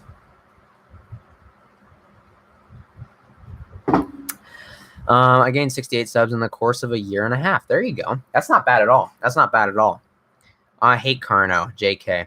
I've got to go. Thanks for being inspirational. I'm going to get some stuff for my diorama. Awesome. Enjoy that, dude. I hope that diorama turns out amazing. Desmatosukis spuriensis voiced my pig impression. I don't know what you're talking about, to be honest. My least favorite dinosaur is Indoraptor, JK, LMAO. I sometimes get 1 sub every 3 to 4 weeks. Well, there you go. Like I said, everybody goes at a different rate. And I was in your exact same boat at one point, dude. I think it is dumb to have a least favorite dinosaur because it's an animal that doesn't even live anymore. What did it ever do to you? A least favorite, it doesn't mean that you dislike it. It's just your least favorite. It's the one you like the least. It doesn't mean that you don't like it. You just like it less than all the other ones. No one likes those mugs. My favorite dinosaur is probably T-Rex because if you show anyone any big theropod, they'll say it's a T-Rex, even though it's a. I used to really dislike T-Rex. I used to actually hate T-Rex when I was younger because I thought it was so overrated, and I'm really repulsed by popularity. This is something that Gibson said, but when he said it, I'm like, hey, I'm like that too, and I liked his wording. He said like, I think it was repulsed or. Yeah, he's like repulsed by popularity. Like that's something I am like too. If something's really popular, I tend to not like it too much. But or like really popular things, I tend to move away and like other ones. I've grown away from that a lot in my older years, but also I've gained a lot more appreciation for Tyrannosaurus because I like Tyrannosaurus for the reasons you ought to like Tyrannosaurus. What actually makes it interesting, not just because it's a big bad dinosaur that's shown in everything, which is basically the only reason that people really like T-Rex for the most part. But I really like T-Rex because it's a very interesting animal, which had extraordinary binocular vision, an extraordinarily powerful mouth, a lot of other really great family lineage, and a very interesting niche and family lifestyle that it possibly could have had. So that's why I like T-Rex. Self-promotion. I gotta buy so much merch after Christmas. LMAO, Kiki, Spino, Dude, Eric. I'll make videos for subs. My least favorite dinosaur is Mammoth. That's a pretty good one. Thank you, everyone who subscribed to motivate me to make Mesozonia. There you go. There you go. Make it, dude. You can do it. I just think only fanboys have least favorite dinosaurs or push that mentally. You can hold whatever opinion you want. I'll disagree. I'm going to show you a clip from Mammals vs. Dinos on Discord. Okay.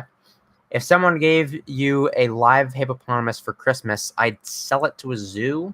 Or just give it to a zoo? That would not be good. Sup, Kiki? Oh my god, Kiki is alien Kokomo.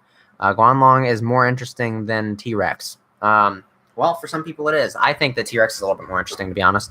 How strong is T-Rex's bite? It was about 8,000 pounds per square inch of bite force. I think...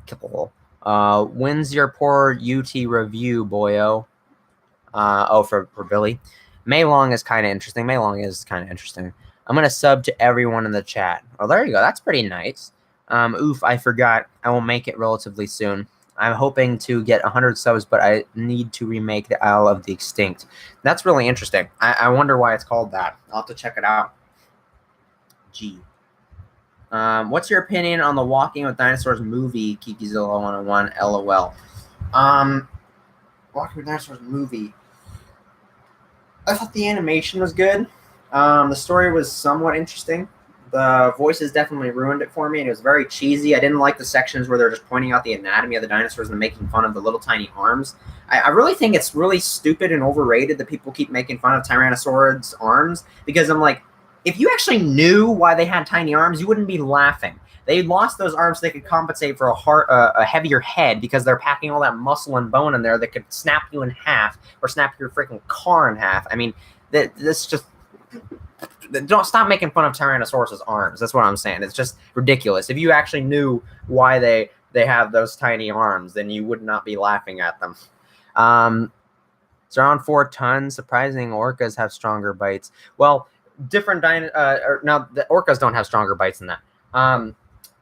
Well, actually, maybe they do. Never mind, because yeah, they're not terrestrial. I know that Tyrannosaurus have the strongest bite force of any terrestrial animal, so I stand corrected. So that might be the case. Either way, like mantis shrimp have a more powerful blast from their arms, but it's all relative. They're smaller, and also with a bigger mouth, you can do certain things. With smaller mouths, you apply more pressure on certain things because it's more of a small point, but also it's not as much damage because it's smaller, not so big teeth. It's all relative. You have to equate all of that into comparisons and stuff. And Allosaurus had the bite force of a lion, but I guarantee you an Allosaurus could do way more damage than a lion. It's just because of the teeth, the gear, even though it has less of a bite force, or it has the same amount of bite force, it has way more damage potential with everything into comparison. It's not just you. It's a very simplistic view if you just look at certain things from one perspective. Like a lot of people say that Spinosaurus is the biggest theropod. I highly disagree. I think Tyrannosaurus and Giganotosaurus are bigger than Spinosaurus because everybody just thinks about length. Spinosaurus was very slender. It wasn't very bulky, and it was just really long. And if you look at a snake that's as long as a tiger, if they're the same length, you can say, oh, well, then they're obviously the same size. No, they're not. If you look at them, tiger's obviously bigger. It has more dimensions. It has more bulk, weight, height, width. There's more dimensions you have to take into perspective. And same thing with the damage of a mouth. There's many factors you have to take into account. I still think T-Rex is awesome. T-Rex is awesome. I want more subs from Vastrate Island. What is your favorite Cenozoic creature? I think is what you're trying to ask. Basilosaurus, easily. Walking with Dinosaurs 2013, the T-Rex arms can lift 400 pounds. Can you? Nope. Making my way down to my wife took my kids. I'm going to jump off. Have you ever seen the steel T-Rex head destroy the car? That's awesome. Yeah. Just sent you the video on Discord. I'll check it out after the stream. Orcas have a bite force of 19,000 tons. Those things are scary. That's crazy. You can just click on my name, right? By the way, thank you very much. I appreciate you. Wow, you're still streaming. Yes, blue whale is the biggest animal ever that we currently know of, but it's not the longest. Exactly. It won't let me. Yes, I agree. Spino is the longest theropod, definitely not the largest overall. No, I think Tyrannosaurus is larger, and then in my opinion, I think Giganotosaurus is way larger than T-Rex. I definitely think Giganotosaurus is the largest theropod to ever exist, at least from our record, what we know of. Just because of overall dimensions. It's just really big. It's really big. And it's mostly when you see it in person, it's insane. It's just really insane when you see those things in person. It's really incredible. Yes, I agree. That goes to a sauropod. You know what's annoying? Since dinosaurs are marketed towards children, anyone who likes dinosaurs is considered to be childish. Well, that comes with a lot of territories. I compared Pachycephalosaurus wyomingensis to a cow. I can kind of see the relation. I'd say more of like a deer. I'd say that ankylosaurs are more like cows, and pachycephalosaurs and hadrosaurs I think are more like deer. But then there's things like ceratopsians, which I think of like pigs and boars. Omnivorous animals, or bears even. Because despite bears being known as carnivorous, they're actually primarily herbivorous. They're omnivores, and they actually most of the time they eat plant material and nuts and stuff. So they're actually herbivorous primarily, and then they're carnivorous secondary. So that is a common misconception. That's also why bears are really successful, because they can basically eat anything, and they don't really compete with other carnivores in their same environment too much because they don't eat too much meat. They eat a lot of herbivorous material, and they only eat meat when they really need to. They don't really take down their own kills too much. Mostly they just kind of scavenge off the things that other things have killed because they're big and they can power it over. There are some communities on the planet of bears that are very carnivorous compared to other ones in very desperate times in certain environments, but for the most part, these are mostly herbivorous animals. And a bear could go an entire year without eating any meat. When I can fill in an unlimited or something. Okay. I know someone who knows all the studies that last checked Giganosaurus is 2 tons lighter than T-Rex. Yeah, Giganosaurus is lighter than T-Rex, but I still think it's bigger. Bigger doesn't mean heavier. What is your least favorite Pleistocene mammal of North America? I don't know my periods really well inside of the Cenozoic period, I don't know my my epochs very well inside of the Cenozoic period. Or Cenozoic era, so I don't know. I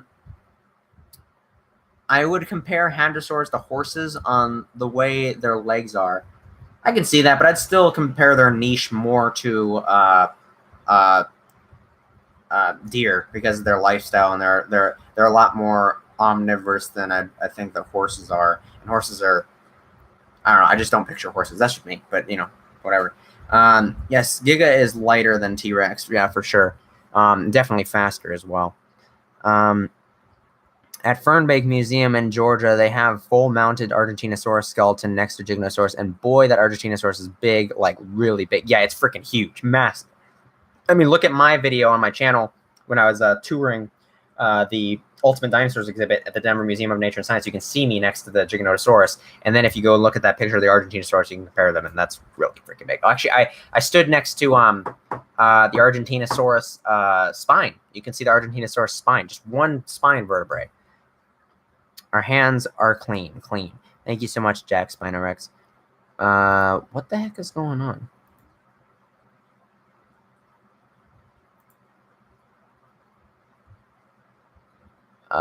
King Egypticus timed out Spinorex for saying the F word. You could have just deleted that comment and warned him instead of timing him out. Now he can't comment for 5 minutes.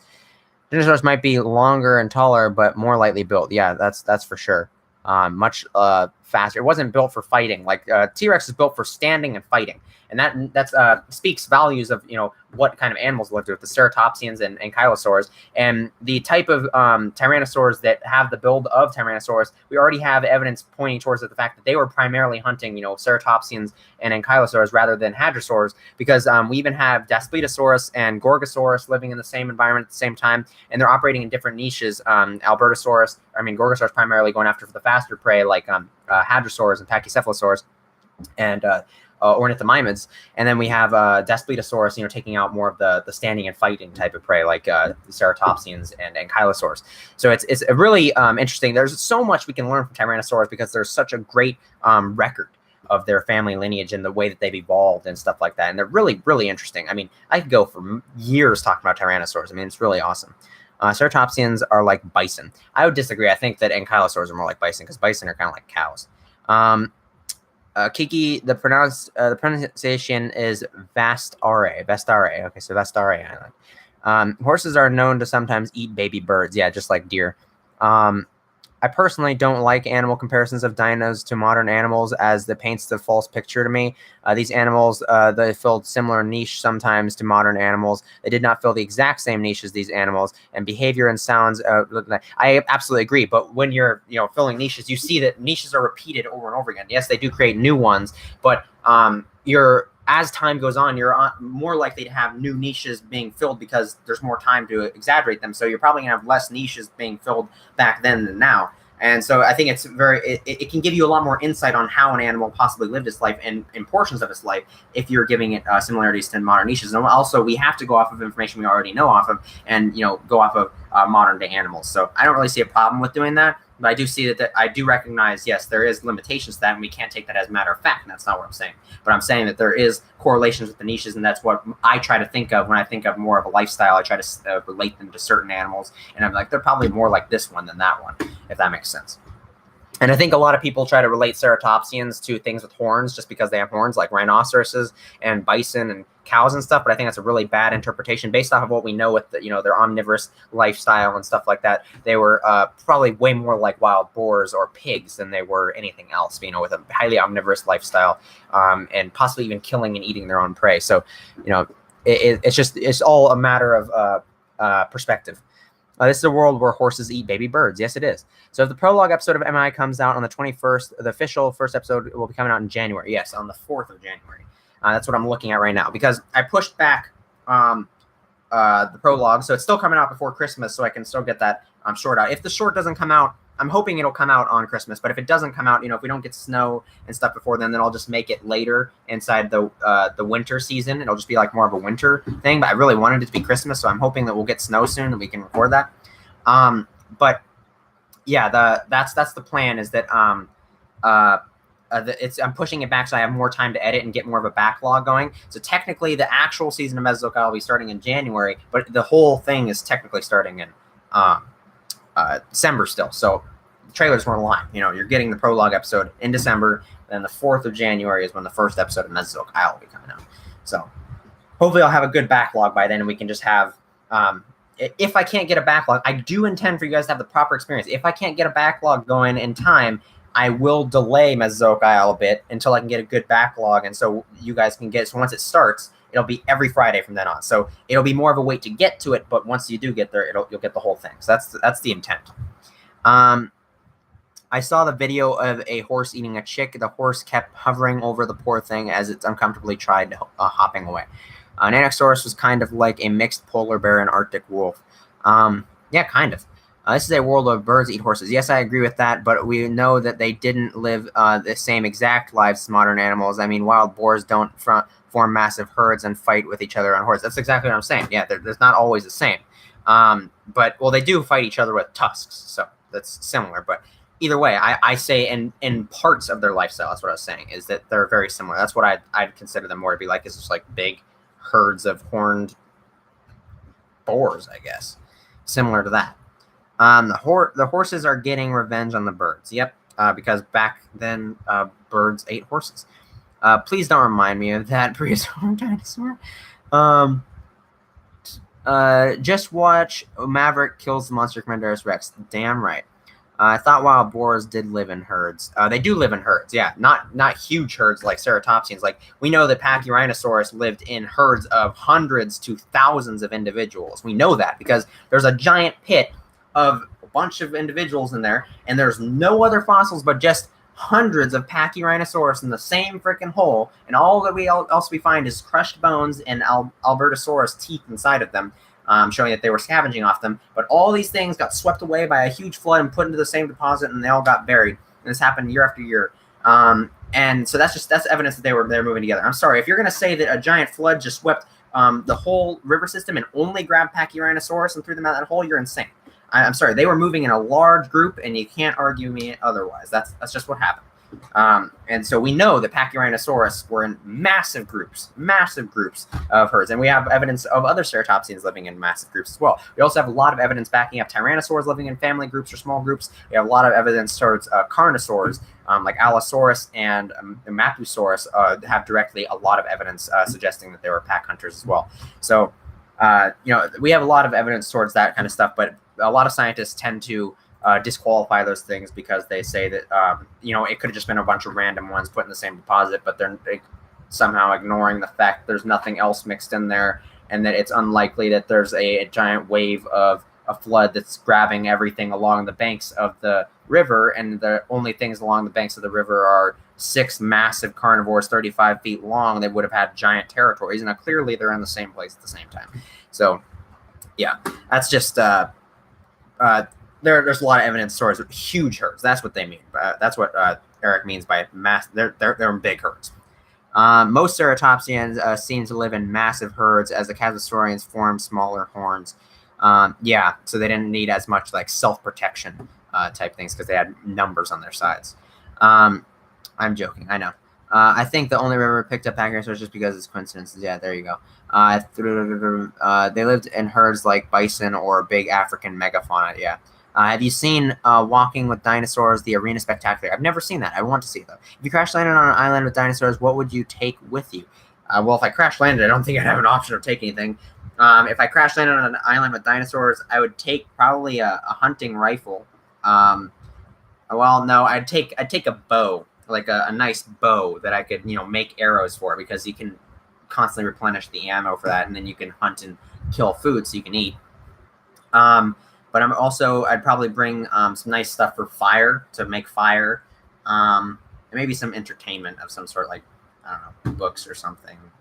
I don't know, a TV with some movies. I think most of the centrosaurine ceratopsians seem to live in massive. I already read that. I'm joking. I've seen the Walker dinosaurs. It's good. Take a AR-15. Or there you go. Wouldn't want to take a gun because then I can't replenish the bullets. But you can replenish with unlimited ammo. There you go. That's the way you fix it.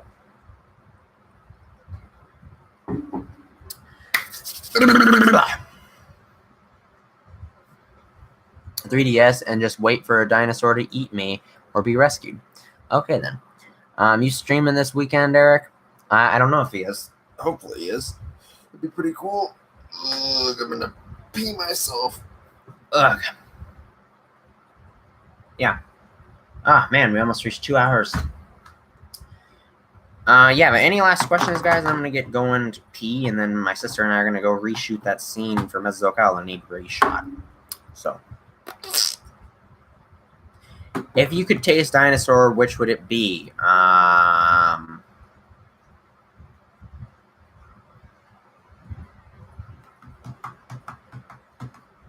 don't know, sauropods. They're probably, that'd be pretty interesting. Taste a sauropod.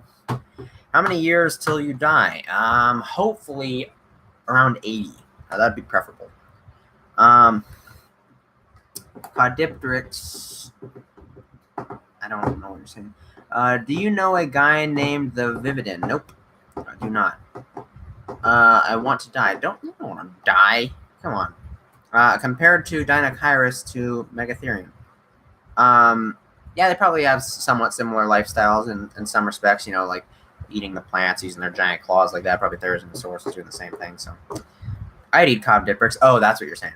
Caudipteryx probably would taste a lot like chicken. I'd want to try something different. Sloths and Therizinosaurs are similar in terms of behavior. Well, are presumed to be similar because they have similar adaptations. They probably used a lot of things the same way and had similar lifestyles in that respect. Yeah. So, what is this?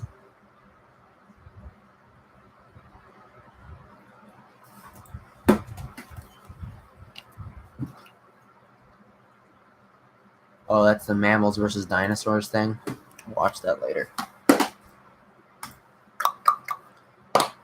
The Vivian guy is go-to, and I have dinosaur questions. He goes to college for that stuff. Oh, cool. Dinocyrus is an ornithomimid. Yes, it is. So is the Mesozoic Isle Christmas special gonna be like Mesozoic Morons episode? No. It's Mesozoic Isle. It's like Guardian. Like I said, Spino Dude and I were having like a little friendly competition when we were doing it, and Cesar and I co-wrote it, came up with the ideas. It's gonna be pretty interesting. I'm excited for it. I like the story. I just need snow. There's nothing, which sucks because I didn't want snow for a long time. I kept getting it, and then I do want snow, and I'm not getting it. Freaking global warming, man. And yes, global warming does create snow, and it takes it away because global warming, the world in general is getting hotter, but the new heat is messing up all the air currents and everything, and it's making weather a lot less predictable because it had a very set path for a long time. You know, it was very generalized because the cold and warm temperatures were pretty balanced and uniform throughout the year. But now it's getting disrupted because everything's, you know, being thrown around. And you guys do know when cold air and warm air hit together, you know, at a certain angle, that they turn into a tornado. You know, creates chaos when they hit each other wrong. It's what's happening with global warming right now. It's creating chaos and unpredictability in the weather, and that's why this crap's happening. He's in Mexico right now on a mission, and he won't be back for 2 years. Damn, that's pretty cool. How crazy is that? Dinocyrus and Theri, two very similar animals that lived in the same environment. I know. It probably had something, obviously some difference. There was the line to live there because they had some separate niche that they were living in. I wouldn't imagine that those two giant things would be competing with each other unless there was so much food that it was that plentiful they could both exist. Global warming is real. Support Trump, bro. He's our president and last savior. Okay, no. Trump equals Jesus. You're going in timeout, dude. If that keeps up, you're gonna get all your comments hidden from the channel. I think Therizinosaurus claws were more or less used for manipulating plant matter. That's probably what they were used for. But obviously they had very sharp edges to them, so they were definitely using them for defense. Definitely using them for defense. I don't think they were hacking through plant matter like a machete.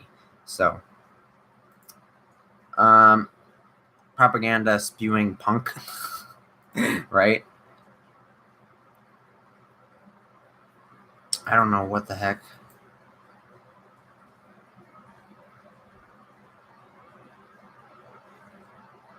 I don't know what Isaac Clarke is up to. Yep, please stop the political stuff. This is a dinosaur stream, lol. Spanish names for Portuguese, Spain, and South African times. Yep.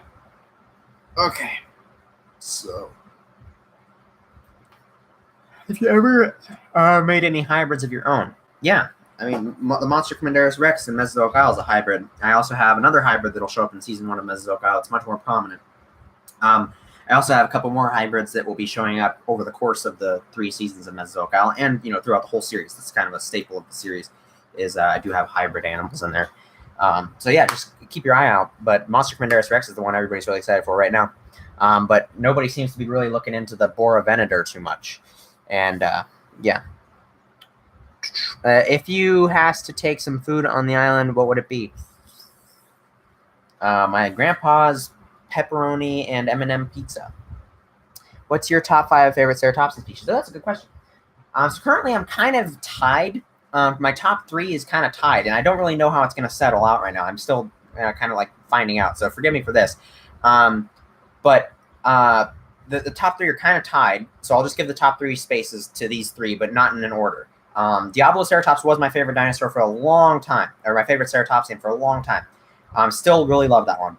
Pachyrhinosaurus has recently climbed up there and has rivaled it, but also Triceratops. I know I typically don't really like the really big popular ones. They're not in my top 10s, but I love Triceratops. Triceratops is awesome. I mean, it's got such amazing, beautiful horns. It's like the most combat-orientated ceratopsian we have currently. It's so massive. It has 11-foot long skull from the tip of its nose to the back of its frill. It is 7 feet wide across the frill when it's fully grown. It is an amazingly beautiful, outstanding animal, and I just love Triceratops. So that's my top 3 right there. The 4th and 5th is going to be interesting. I'd have to say that I really like Chasmosaurus. I think Chasmosaurus is really underrepresented, and it's been growing on me a lot. But I'd say Ionosaurus is number 4, because I really like its horn a lot, and then maybe Chasmosaurus. So 4th place Ionosaurus, 5th place Chasmosaurus. That would be my top 5. Thanks for the question. That was a really good question. If any of you guys want to share your favorite ceratopsian species, please do in the comments. I'm very interested. I met a hybrid at the Vividin. Loved so much, and put it in the video and gave me credit. Ooh, cool. I need to know what the Bora Venator is. It's just you never bring it up, but maybe because no one is asking. That's true. I don't really bring it up too much because everybody's more excited about the Monster Commanderus Rex. But yeah, it is. It is. You've seen it in the trailers. It's been in the trailers, so I'll say that. But yeah, the Bora Venator. It's not as exciting as the Monster Commanderus Rex. I'll be honest about that. But it's purposely subdued. Season 1 kind of eases you into everything. So the Monster Commanderus Rex is a cameo. It's really awesome. I love watching him. But Season 2 is going to be where he's taking a much bigger, Bone Crusher will be a bigger character. But the Bora Venator is just a smaller, easier way to just kind of ease your way into the hybrids, and it's a much smaller role. It's a much bigger role than the Monster Commanderus Rex in Season 1, and it's much more present, but it's not like as effective as a Monster Commanderus Rex would be towards that. So it's just kind of easing your way in. It's not like, so don't get yourself super hyped on it. It's not even a custom model, but it is there. The name Hermes is kept for the Diplodocus carnegie and the Safari of Marson. That's a pretty interesting name. What's wrong with the Safari Diabloceratops? What do you mean? I'm interested in that. I love Styracosaurus and Rubiosaurus. Oh, that's cool. Those horns, Styracosaurus and Diabloceratops. Mine are Torosaurus, Pentaceratops, Pachyrhino, Chasmo, and Styracosaurus. Awesome. I see that Pentaceratops is a really popular dinosaur, but I really don't understand why. I mean, I just think it's kind of boring, but I don't know. But clearly a lot of other people like it. If you guys could explain why you guys like it, then that'd be great, because I'm trying to understand. One of my favorite ceratopsians is Ionosaurus. Oh, cool. Oh shoot, I forgot Packy. Yeah, Packy's awesome. Packy is awesome. But yeah, I'm honestly wondering if Triceratops will eventually become my favorite ceratopsian, because it's just really awesome. I really love Triceratops. Triceratops is really cool. I don't have any Pachyrhinosaurus figures, which really sucks. I have one Diabloceratops, which I really thought I'd love more than the Safari one, and I may just be more excited for the Safari one now just because I don't have it. But I'm really looking forward to getting the Safari one. It's definitely more accurate than this. But the thing that really put it ahead was that its head looks way cool, like with that awesome design and these really exaggerated top things. And I love Diabloceratops for its unique head. And so that's why I really wanted to get this one. It also has the quills, and I love quills on my ceratopsians. So that's why I got this Diabloceratops. And I'm really happy with it. It was a little disappointing because it's really rubbery and it's a little warped, but it doesn't actually, show when you put it down. Because it's so stretchy, it kind of like fits back into form. But definitely a really awesome figure, but it's an older style collective figure. It's a little outdated. But I'm really looking forward to the new, the 2012, I think it's 2012 Diabloceratops from Safari. I really want to get my hands on that one. I also want to get the Pachyrhinosaurus from Safari. I also want to get the Papo Pachyrhinosaurus and the Pterobabat one. I want to get all of those eventually. I also want to get the new Mojo Trike. That's one I'm looking forward to. But yeah, Triceratops is really awesome. I love Triceratops. 2013 Diablo. Okay. Megaceratops is pretty cool. The Safari one is one of my favorite figures. I love the Protoceratops too, mostly because of the Carnegie diorama thing. Oh, gotcha. Yeah, Protoceratops is pretty awesome. The Megaceratops is very underrated. Pentaceratops has 5 horns. That's why it is called. It's Penta in its name. Wait, actually, 5 horns on its face, not on its frill or anything. I thought it was something to do with its frill. Where's the other 2 horns? I'm really curious. And Chasmo is kind of underrated in my opinion. Oh yeah, definitely. I love the frill of Chasmosaurus. Its frill is very impressive to me, the Pentaceratops. Okay, so you like the frill. Pachyrhinosaurus, one of my faves. That's the same with Chasmo. Diabloceratops, Pachyrhinosaurus, Styracosaurus. Oh, cool. Styracosaurus is a very popular one. Safari Diablo came out in 2013. Okay, yeah. 2013. Vago was 2012. Okay, there we go. I have seen the Mojo Trike.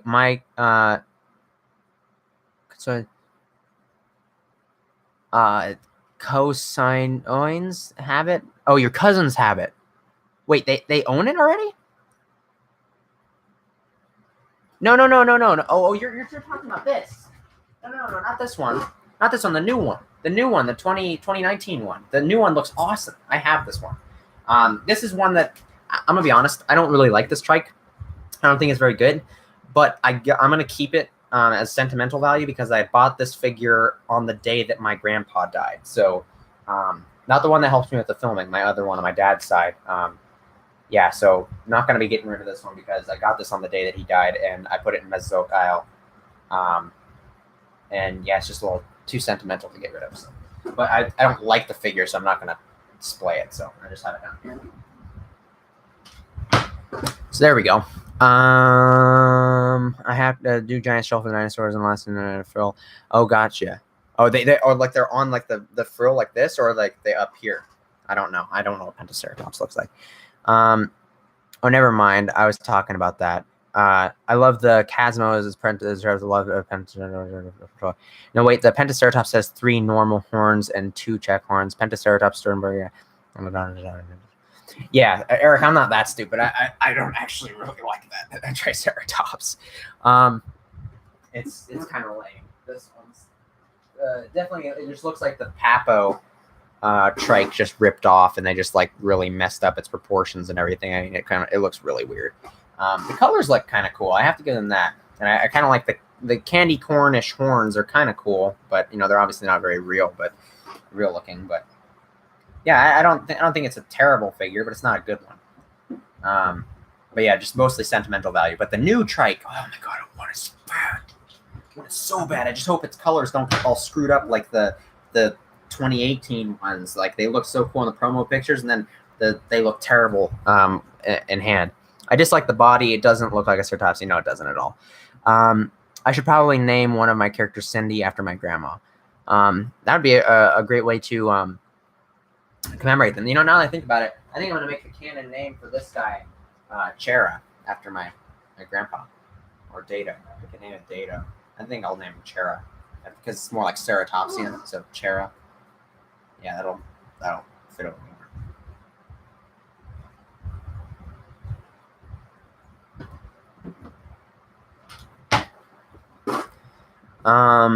I hope that the Safari makes a Desmatasuchus for 2020. That'd be pretty cool. It's more Triassic stuff.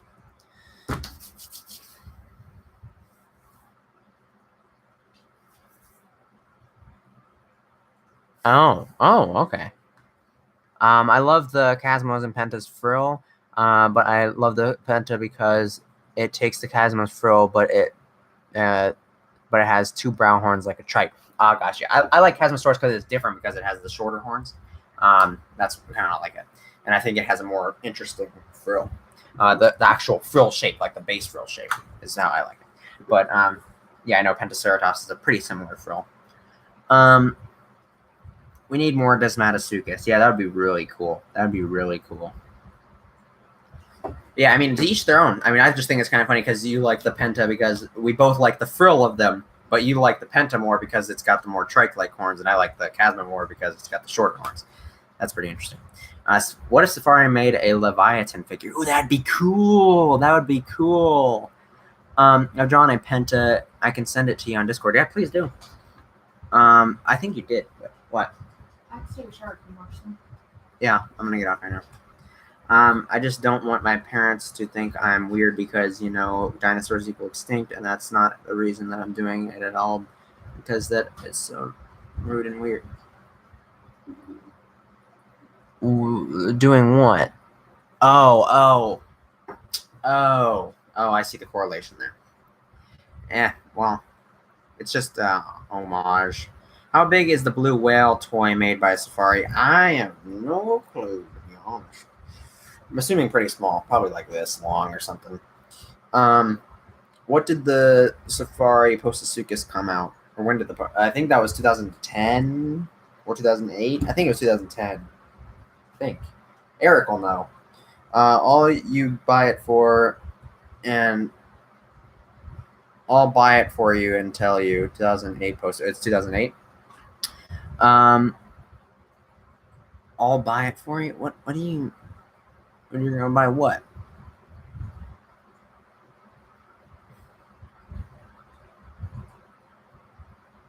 Oh, the trike? Are you talking about the Mojo trike?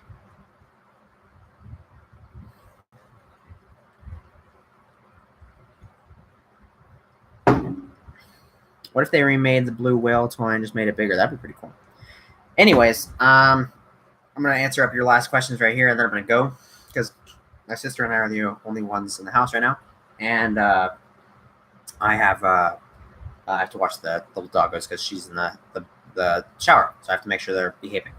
But I'll be, since I can't edit while I'm watching the doggos, I'll be inside on my phone in the Discord chat on Dino Nation. I'll be in the voice chat if any of you guys want to talk. So, yeah, so go over there and head over there if you want to hang out some more. But I'm going to get going. Let's read up what I got here. I could name my Carnegie Mammoth Cindy, but for oh, gotcha. Leviathan, you know this creature? Yeah, of course. It's a giant, like, sperm whale relative. They need a new Postasuchus. Well, they already have the Presto, which is basically the same crap. Prehistoric sperm whale? Yeah, I know what it is, yeah. It lived alongside of Megalodon, too, or presumed to be. So I have Discord, but I don't use it. Well, maybe you could start, doing Dino Nation. It's pretty fun.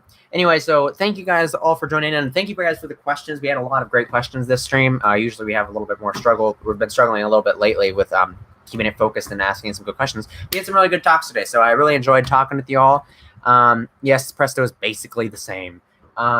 And I'll talk to you guys all later. So thank you guys for joining in. Bye-bye.